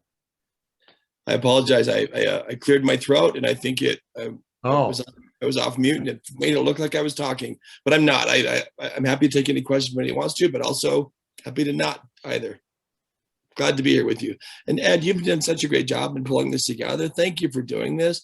I hope you'll do many more of these. We need hundreds of them, and especially from people like you and the organizations that you help lead. God bless you for that. And I look forward to watching you for any future ones that you pull together. Thank you, Travis. Can I just, go ahead, Nicole. Okay, sorry. I just wanted to go back to, I think it was Greg's point. One thing that the NEA recently came out and said was that their priority was to teach CRT in schools across the nation. And they said that the priority, and they used the term and or the 1619 project. So their priority was for CRT and or the 1619 project to be taught in schools. And I think it's important for people to know that the UEA is an arm of the NEA, and that national agenda gets pushed through the UEA. And the reason I kind of made a distinction earlier about the PTA was because the PTA actually is an extension of the UEA as well. So that's just another C3 arm that they have. But where you're asking for, examples, I think it would be, if you want to look it up and research that a little bit more, you could research the NEA's agenda to push it in schools and how that will then get pushed in through the UEA and the PTA. Thank you. So I'm dropping a couple of links here in the chat.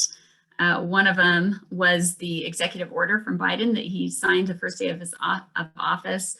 And if you read that, it's full on critical race theory. You'll see all the language there. And he talks about the importance of disaggregating data by race. And they do that all the time in order to show a disparity, right? And the education achievement gap so they can use that as proof of systemic racism. And they never talk about all of the other factors that play into it, like fatherless homes or any other number of things that play into it.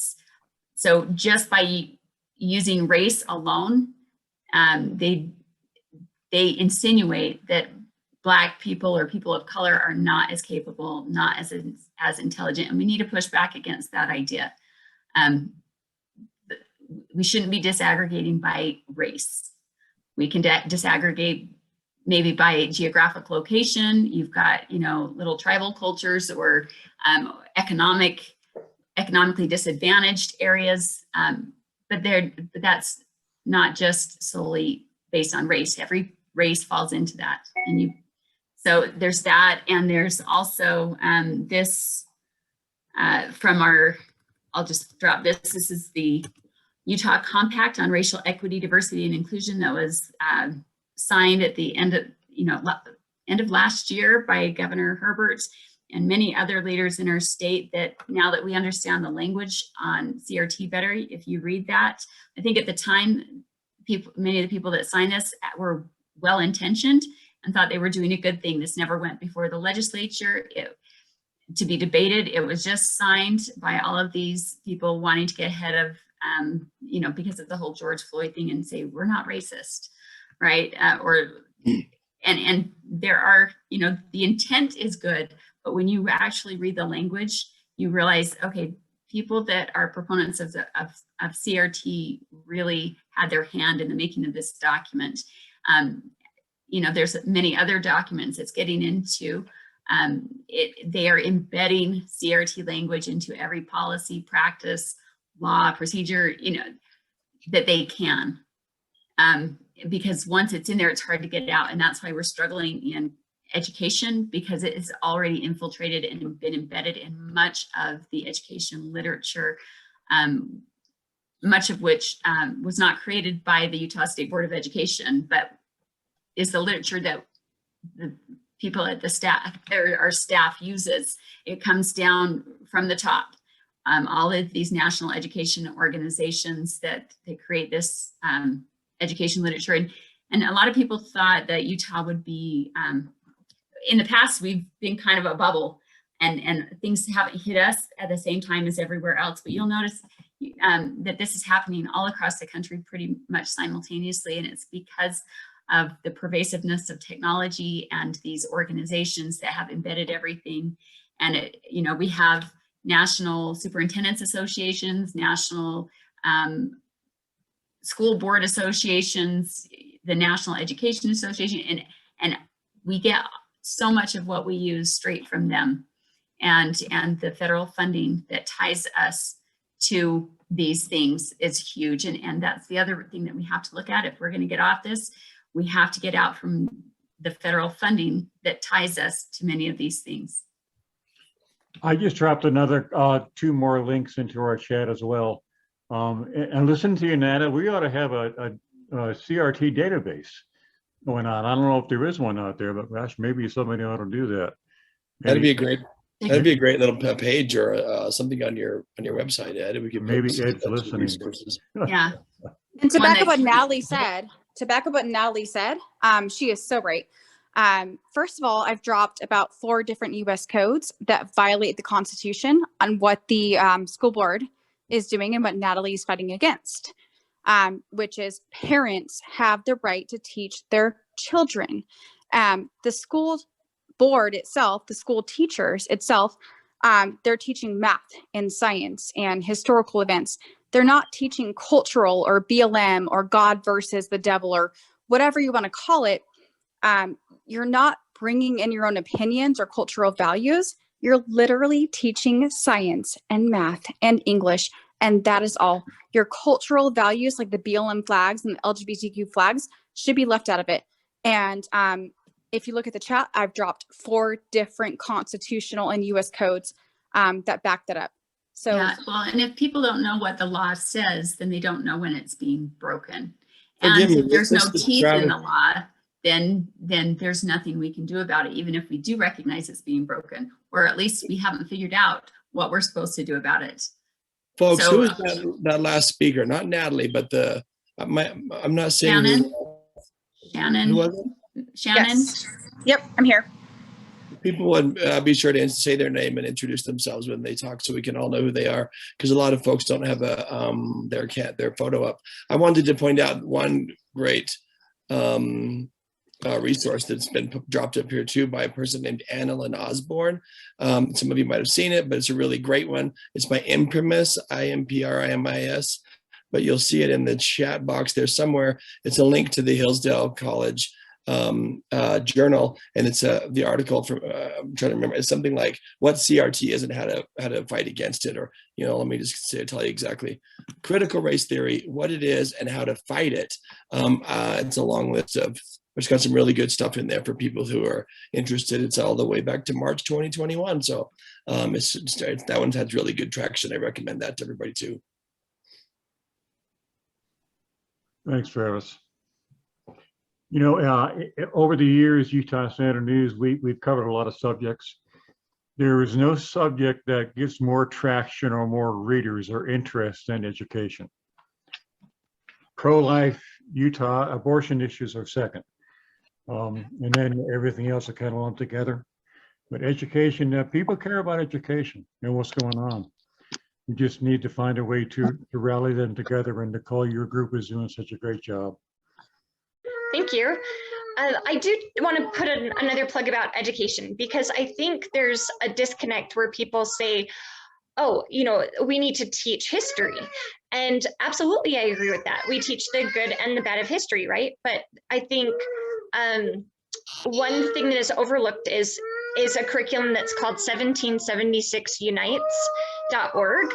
And that has been one that we've been trying to push as an alternative. Like when they say, okay, we need to teach history and we need to teach the good and the bad. And we say, well, yes, there's this great curriculum called 1776unites.org.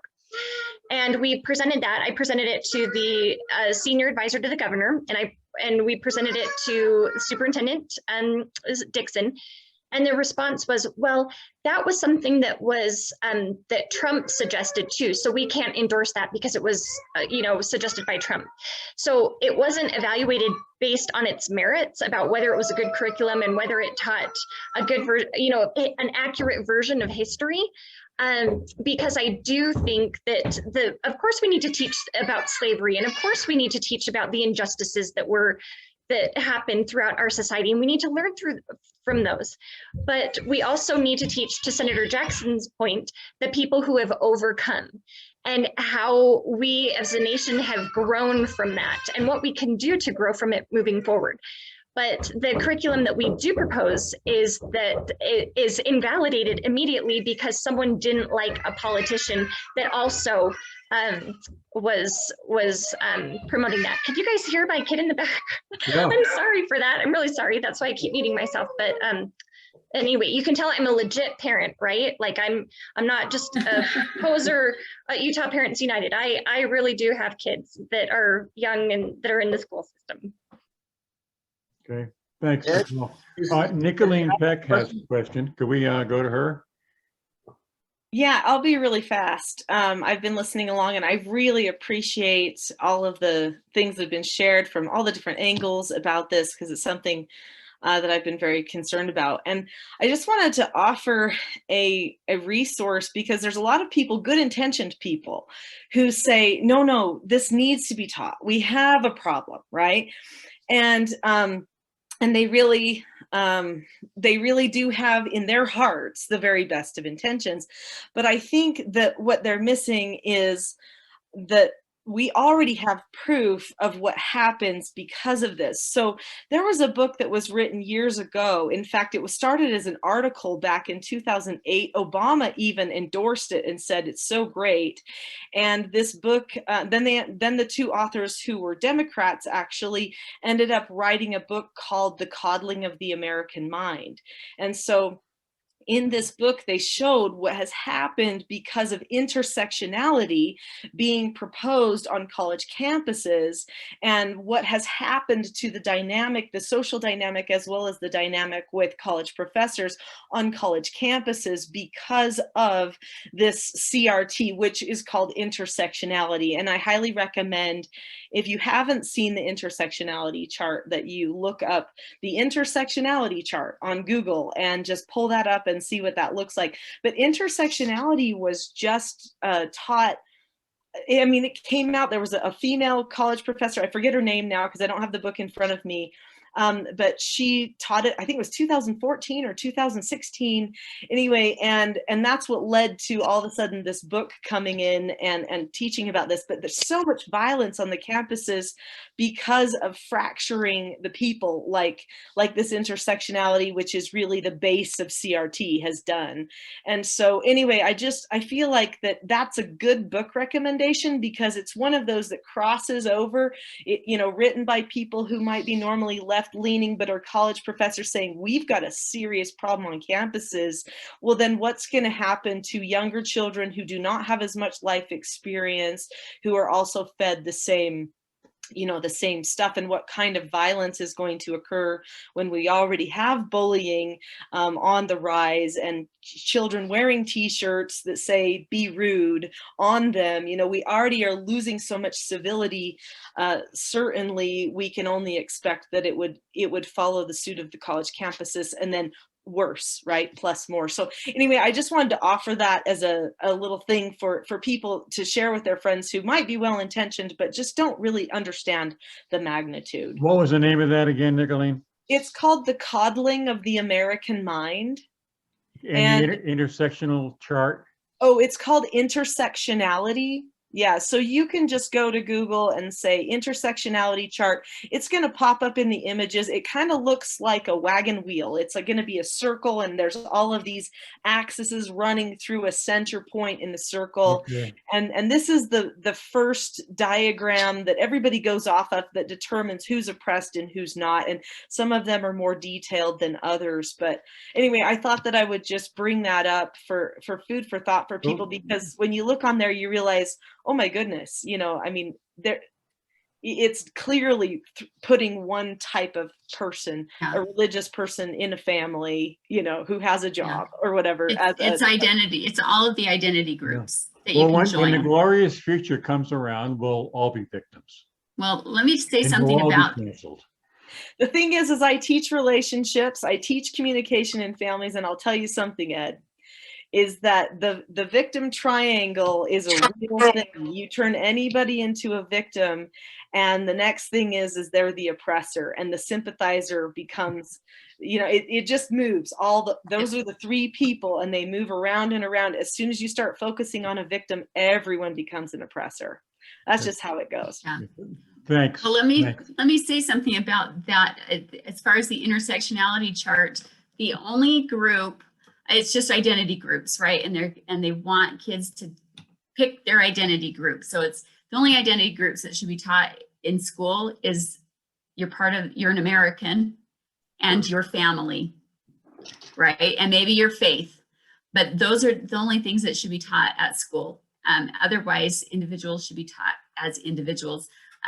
If the only group, identity group on that intersectionality chart that is not considered an oppressor, when you're talking about white children, that is the majority of Utah's student population, the only category they can join in order to not be considered an oppressor is the LGBT group. And we have massive amounts of kids flooding to there because they don't want to be considered oppressors.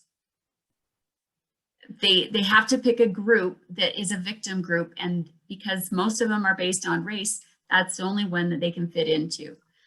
Now, whether or not that is, they recognize that that's what's happening, or they may have other issues that they're dealing with because they've been confused. The parents who had their third graders read a transgender children's book without the parents' knowledge or consent in their classroom. There's a lot of that going on under the guise of being inclusive and welcoming and making kids feel safe, right? They teach as if there's always some student in the class that has this problem. And so they teach it, whether they know of that specific child or not, or there may not even be one in the class, but they have to teach as if there is, in order to make sure that that child that they don't know of, that they're not sure of, feels welcome, safe, and included. So we're creating confusion about kids' gender through the way things are being taught, and then we make them pick groups. And so a lot of we're bringing in social emotional learning programs. That's one of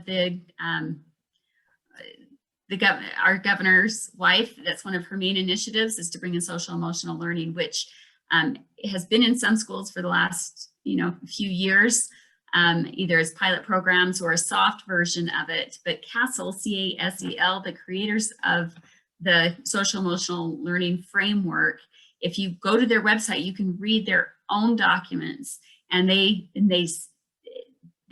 if you peel back the layers past the nice sounding terms that they wrap it up with, it always comes back to race and sexuality. It is the seedbed for critical race theory and gender ideology. Not every teacher is teaching it that way, thank goodness. And I don't want to, throw our good teachers under the bus. But CASEL has come out with many training videos this year on how to, and saying that social emotional learning isn't taught correctly if it's not taught through that critical race theory lens, or through the lens of race or equity, as they say. And on one training, they actually said that it's dangerous to teach it the old way, that it can actually harm students, and that it threatens to be just white supremacy with a hug if it's not taught through the lens of race. So Thank you, we have a big push for social emotional learning this year. Natalie, I'm really And glad that you brought up family and how important that is to identity, because here's the thing, in our homes and families right now, people are living in victim mindset within their own homes. And so it just comes into everything. So then when this comes in, it's more for the people to attach to.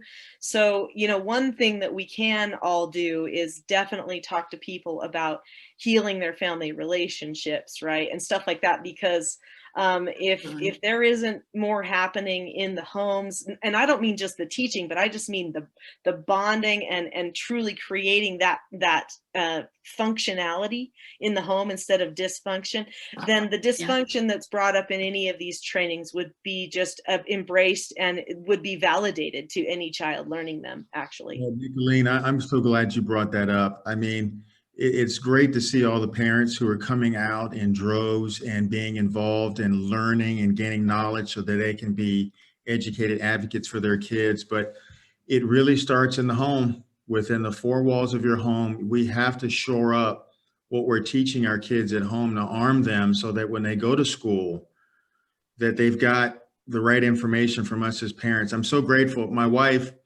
is a national vice president for an organization called Moms for America. And that's what they focus on. And it's built on the premise that liberty begins at home. And she and her organization is growing tenfold. I mean, so many people, mothers, grandmothers across the country are flocking to her classes as she teaches on the Constitution and principles of liberty. And I wholeheartedly endorse what Nicolene and Natalie just said about the family. And, you know, to build on that point, and I think Travis, the representative, will agree with me on this one. And I mentioned this last week when I was out in Utah.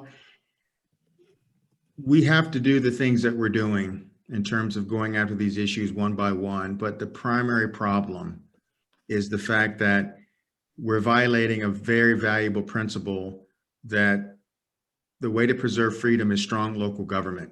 And so we have centralized government so much at the federal level and at the state level that parents are left out in the dust because the decision making is not at their level. And if we don't provide a concerted effort to go after, what do we need a Utah State School Board for? We don't. We don't need a state school board. We do not do that. We can drive everything down to the local districts where the parents are on the ground level and can be involved. Yes. Can I say something about that? I agree to a point. I think it would be much better on the local level where the teachers and where the parents have a broad say and they are the ones running and making those decisions. Currently, as it stands, we have what used to be called the Utah State Office of Education, which is the superintendency and the staff, but they changed the name. So it's all, our superintendency and staff is also under the umbrella of Utah State Board of Education, just like us. So oftentimes they put stuff out that says it's from the Utah State Board of Education, and a lot of people, and most people just assume it came from us as board members, when most of the stuff that comes out, it did not come from us. We never saw it. It's from staff and superintendency, whether they're resources or, you know, that teachers sign up for listservs, all kinds of stuff is going out from staff all the time that we don't know of. So, and they write a lot of the policy. They're the ones that figure out how to incorporate all of these national programs through our policies that then come to us. We don't necessarily know all the background of these different things that are coming before us because they make it look like it was just, you know, staff that created it. But when you start researching all the literature and you go to these web pages of these national organizations, you can see we are just doing what all of these associations and organizations are doing. We're just copy pasting a lot of it. And so right now the board currently is the only check and balance for parents if the board members are actually representing the people that elected them. Yep. Too often the board gets confused and thinks that that as board members, we represent the board. And bylaws have been created recently to limit specifically my free speech. And you notice on my Facebook page that, you know, every post I make has a disclaimer. That's the result of a new bylaw in order to protect the good name of the board so that people don't think what I'm posting is what the board, Natalie, or is the official position of the board. So yeah. I'm sorry, I'm gonna have to back up Natalie on this one. Wait, Al Jackson was asking a question really quick. Yeah, I was saying if we had a board made up of Natalie Kleins and Jenny Earl, I'd be all for it. I'm with you 100%. Natalie is 110% on pace, and I wish we had a bunch of different school board members like Natalie, because if we did across the country, we would be 110% united, but we're not. We don't have enough Natalies. Why I mention that is because, first of all, you talk about equalism in the school board system and society. Okay, fine. We'll preach Judaism. We'll preach Christianism. We'll treat Catholicism. We'll treat whatever. But BLM and the LGBT community is no different than other religions. There are different religions, and if you treat Catholicism and Christianity and Judaism any different than you treat BLM, you're wrong. You think you're doing the right thing by saying, "Oh, we're all equal, so we're going to treat it differently." You're wrong. Those are the same principles. Leave culturalism out of school systems, and that is, from what I'm understanding, is what Natalie is trying to say. Listen, we're here to teach science, history, and how to write English, and learn other languages, but we don't have to impose our cultural positions on our children. That is up to the parent. That is up to the family. Why is that up for debate in the first place? I don't understand why that is up for debate in the first place. Okay, let me try to move this along. We have 3 people who have had their hands up for quite a while. Let's go to Jonathan B. and Greg Shepard, and then A. Shirts. Jonathan. Thank you. Can you hear me? Yes. All right. Thank you so much for putting this together. I just had a quick comment about concrete examples. So it seems to me that there's proponents who want to ban or limit teaching of certain divisive ideas. In the past, there have been other ideas that have been labeled as divisive. And so what happens if a new divisive idea comes up? Does the legislature have to be like, oh, this is CRT2 or CRT on steroids? And second of all, in the times that this has occurred in the past, there was a specific, let's talk about Idaho maybe. So in Idaho, they passed the law that says, hey, you can't teach CRT or whatever. So currently they have a committee, and it's formed with like-minded people, it seems, who are all thinking one way. They have 3 sessions, no public comment. And I have a big problem with that, which is if you have like-minded people trying to discuss a solution to a problem, then I don't think their solution is very good. I'd rather have people who don't agree on things hammer it out and come up with a good idea. And that's why I think the school board is so critically important, because originally they were not affiliated. They just kind of chose what to teach. And I just want to push back on any idea of saying, hey, we want to ban something if only one political party is saying, hey, this is bad.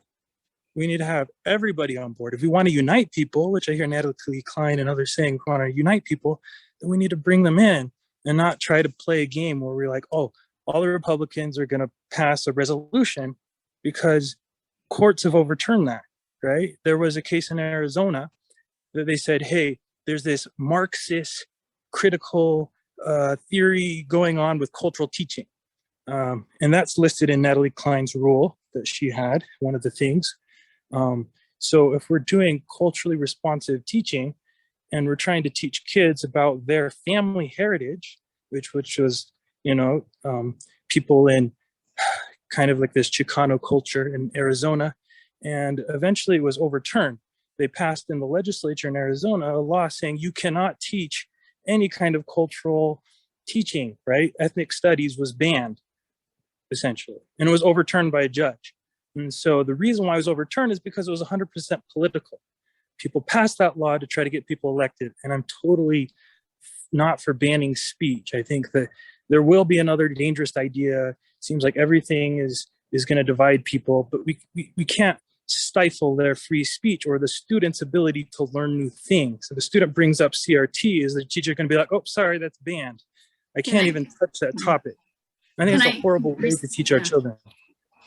I think that, you have a good point. When we have open dialogue, we usually can come to better decisions as long as people are honest, right? Right now, people aren't being honest in that dialogue and about what it is they're trying to push. And when I was elected, I took the oath of office saying that I would defend the Constitution of the United States and the Utah State Constitution. And our law actually, we have education law that says the Utah legislature envisions an educated citizenry that encompasses foundational principles, including strong moral and social values and loyalty and commitment to constitutional government. And that is referenced in my amendment. In the rule, the way it's written, back in the rule interpretation section, it says that no part of this rule shall be construed by an LEA or educator to prohibit or ban discussions of events, ideas, attitudes, beliefs, concepts, including those described in this rule. So there's a prohibition section in here, and that nullifies that prohibition section. The prohibition section is about divisive concepts that undermine our constitutional way of life, that we have taken an oath to uphold. So, and it also says that this rule is that nothing in this rule is to promote one ideology over another regarding a topic, including those in this rule. So basically, in the rule as it stands, it's saying that CRT is just as valid as the Constitution. And yet our Utah state law says that we are to uphold and our schools are to teach and promote loyalty and commitment to constitutional government. So you can't have it both ways, but I understand if a student was to ask about CRT, a teacher could explain what CRT is and what its tenets are based on the definition in there. The problem is that they're not teaching what CRT is, they're teaching it as fact and not as just another theory. And then you've got, you have a situation where the kids are learning this as if this is reality. And it's not even being just taught as that, or the principles aren't necessarily being taught explicitly. It's more a way of teaching. It's a pedagogy. It's how teachers teach that incorporates these ideas as what they call praxis, which is a Marxist term. Teachers have to take the praxis exam, and a majority of the questions on it are politically based on determining your political I'm ideology. going to disagree with that definition of praxis. I'm tired of things just being labeled, Marxist or communist. Well, you can research it. I can tell you, so I have 3 different school teachers in my family. They actually back up what Natalie Klein just said. They are all forced in a corner to agree with whatever they are taught by their principal or the school teachers. And if they don't, they lose their jobs.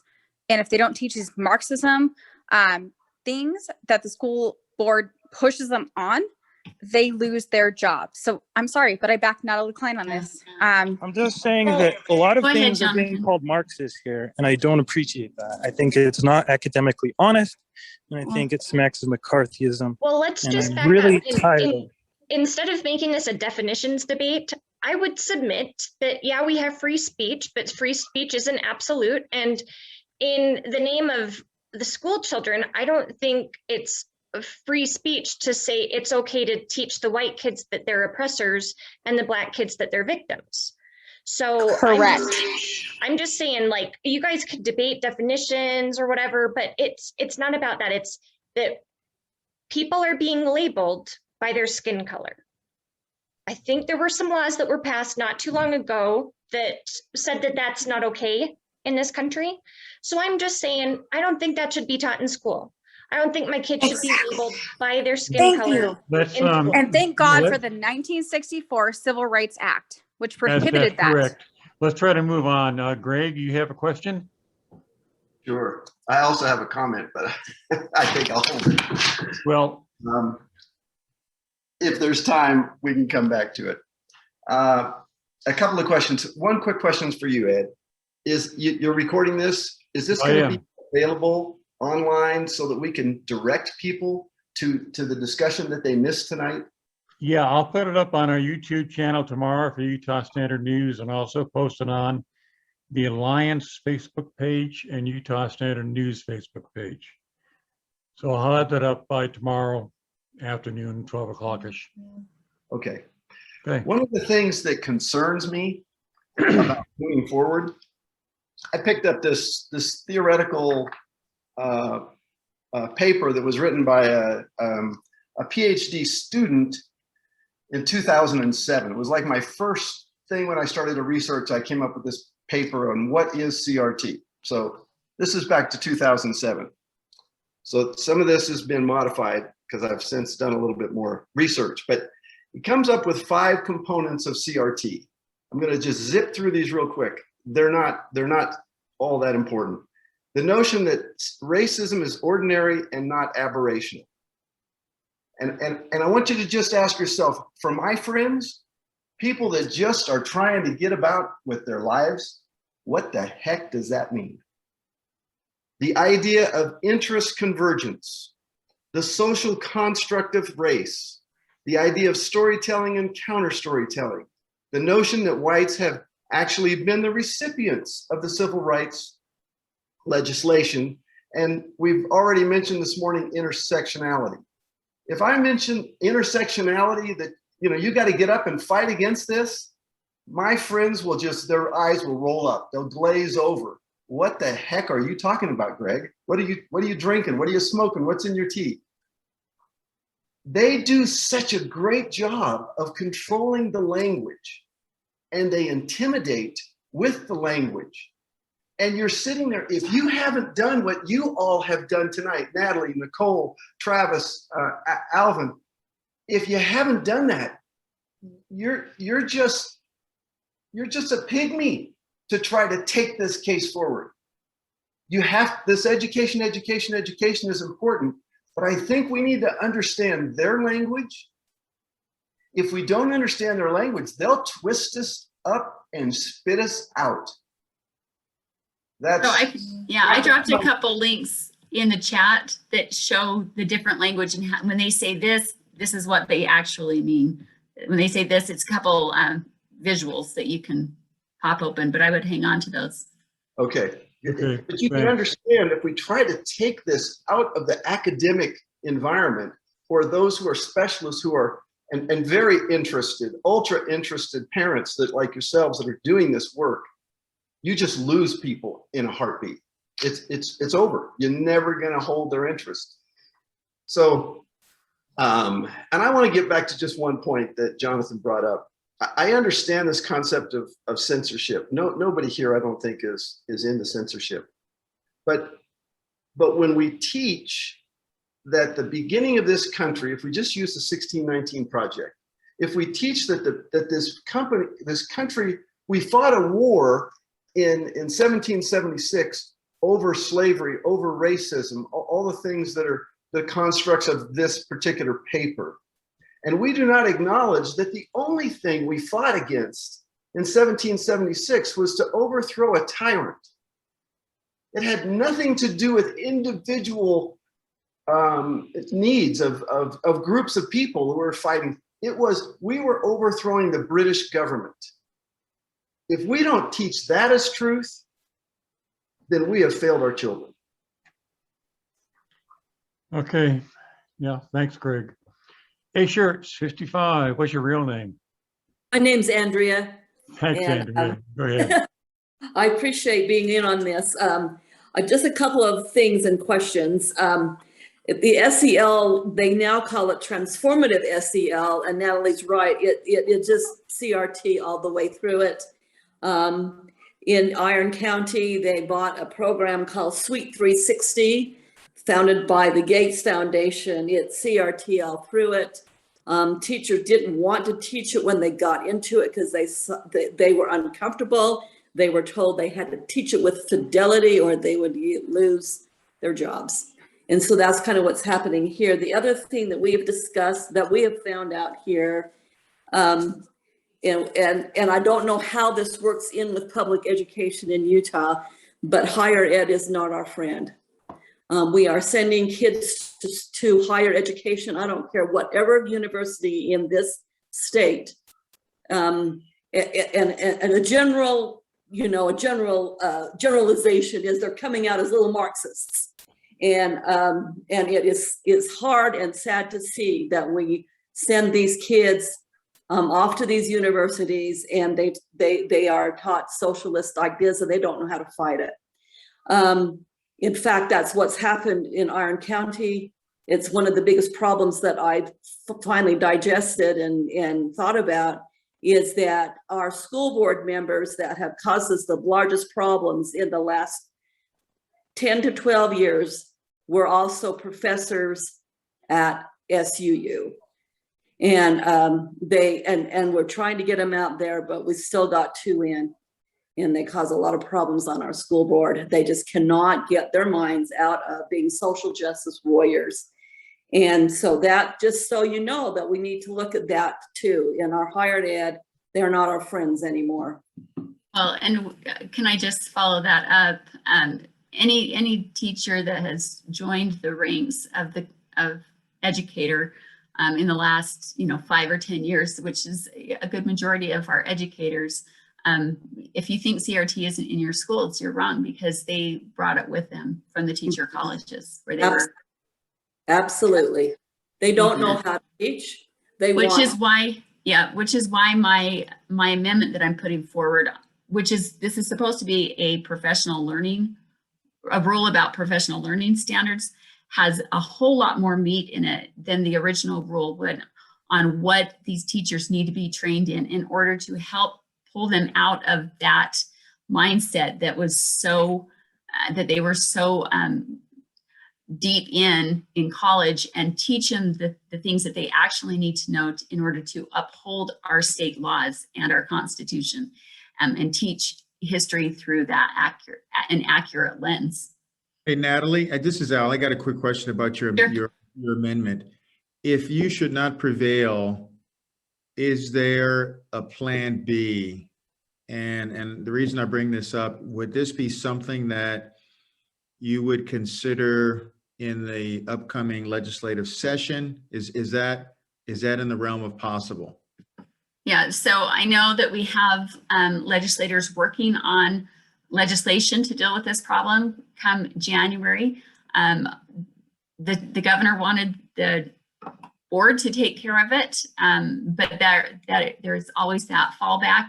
If the board passes something that's very lacking and doesn't actually do the job, then the legislature will take it up in January, and we'll probably take it up anyway, because critical race theory is not just in our K through 12 schools. And so a critical race theory bill would be, I think, more comprehensive than just K through 12.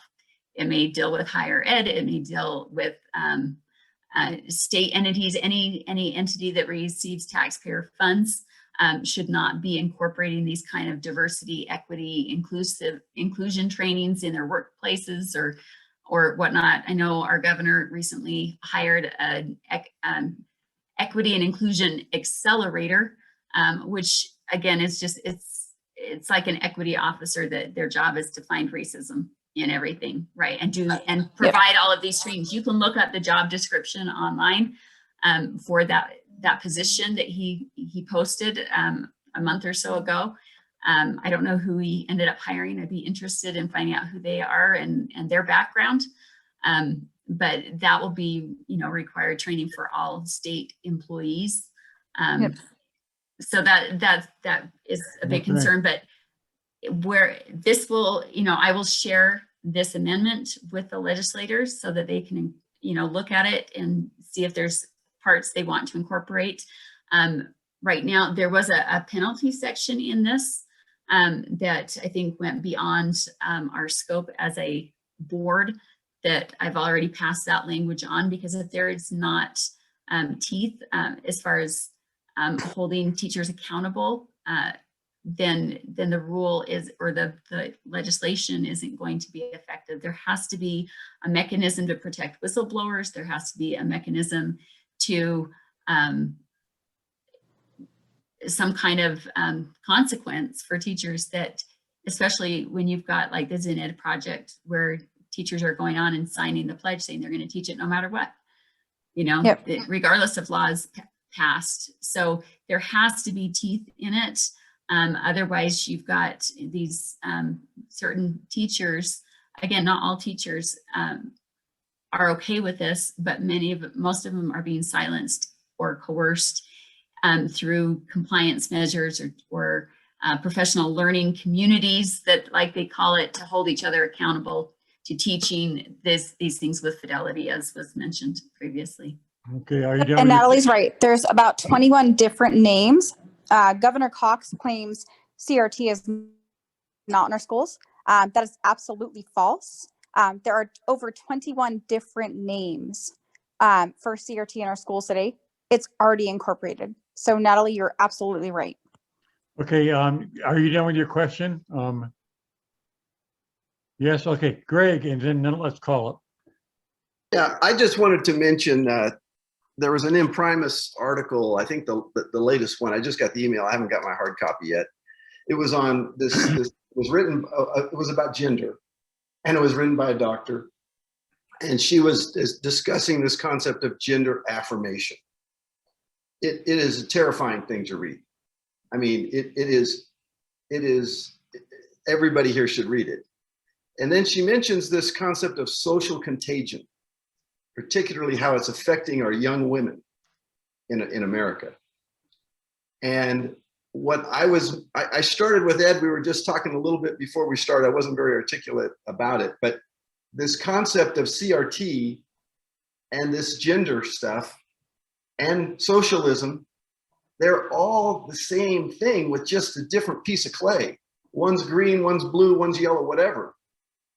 And we have to recognize that they're fighting this on many fronts. And they're using the same strategy to get this to happen. And they kind of have the Chinese communist approach. If it takes 100 years, so what? You mentioned that earlier, I think, Ed. And we're sitting here trying to think, what can we do tomorrow to stop this? I don't know that that's exactly what we need. I mean, we have to do something tomorrow, but this pushback, it's like any of us can fight a tiger. It's one-on-one. But when the ants come, it overwhelms us and we don't know what to do. And this is what they've done so effectively. I don't know what the solution is, but I'm just sharing you with my concern. And this article on gender has everything to do with our understanding about CRT as well. We can learn about CRT just by listening to this woman speak on gender. Thank you. Well, we are definitely under attack from as many fronts as you could imagine. And freedom isn't free. It's not guaranteed for us. We're the ones here tonight who are going to defeat this. So does anybody else have anything new to add? Because we're getting to the point of where we're reaching our limit as far as our bandwidth goes on YouTube. I'll just add to Greg's comment really quick on the whole gender issue. It is very much intertwined and people don't want to talk about it. Like, we think CRT is bad, and it is bad, and it threatens to destroy everything that we love and hold dear. But the thing that they've been most effective at silencing us on is this whole idea of the gender ideology and the LGBTQ agenda. I'm not talking about individual people that choose that lifestyle, that are just living their life, and it's those that are trying to push it on us and push it on our children, who behind parents' backs, under the guise of education, that is the problem. There's they held a rally up at the Capitol building this last month or so ago, with thousands, and they gave an actual trophy to the teacher that read the transgender children's books to her third graders, for her bravery in standing up against the parents who pushed back and were upset by it. So they were giving away LGBTQ book bundles, 100 of these bundles, to any teacher that would sign and say that she would do it, that she would make sure it was incorporated into her classroom and got into the hands of the children. So you can watch the rally yourself, and I've got the email from them that describes these book bundles, and that they were, going to make them available to all of these teachers, that anybody that would promised to get them into their classroom and into the hands of the kids. So they don't like us to tell what they're saying, but I'm just telling you what they said in their own words. So if parents aren't okay with that, they need to know what's going on, and that we do have activist teachers among the ranks, and not all teachers are activists, but you've got activist teachers in almost every school and administration. And the Utah Pride Center did a conference for educators back in January. I posted one of their videos and they immediately took it down. They didn't want it out there. They accused me of sharing a private video, which it wasn't private when I shared it. They changed it. You know, and there's dozens more of the videos from that training that I have it all recorded and on record. So, you know, but they don't want those videos out there. There's trainings that teachers are asked to do to learn about the preferred way, intimacy of the LGBT individuals, in order so that teachers can understand them better and make kids feel more welcome in their class. These teachers are having to sit through these horrible trainings about topics that are completely inappropriate for them as well as the children. Nobody wants that kind of stuff in their head. And yet this, you know, these videos, these trainings on strategy, they call it strategies of inclusion, which is another thing that's in the rule as it currently is under the shall teach section, strategies of inclusion. Inclusion should only be about, like I said, not about making kids feel a certain way, because you can't legislate how kids feel, but making sure teachers include children and value them. Okay, Amen. That's something that's within the purview of a teacher, something they can do. But telling them that they have to make sure children feel a certain way is not practical or possible, because every child's going to feel different, and you can't make teachers do that, especially when you realize that strategies of inclusion, there's 30+ training videos just in Salt Lake City School District alone that teach on that, and they're all about LGBT inclusion. Not a single one of them is about anything else other than LGBT inclusion. Yeah, that's been a main part of their strategy. I am going to stop recording this. We can keep on going as long as you want, but we do have to stop the recording. And I want to appreciate everyone that's joined with us tonight, especially our panelists. And we've covered some good ground here, and I think we're going to have to do this a few more times because it's such an important subject and it's so pervasive in our society. But thank you for showing up and participating, and we'll end the recording. Yeah, thank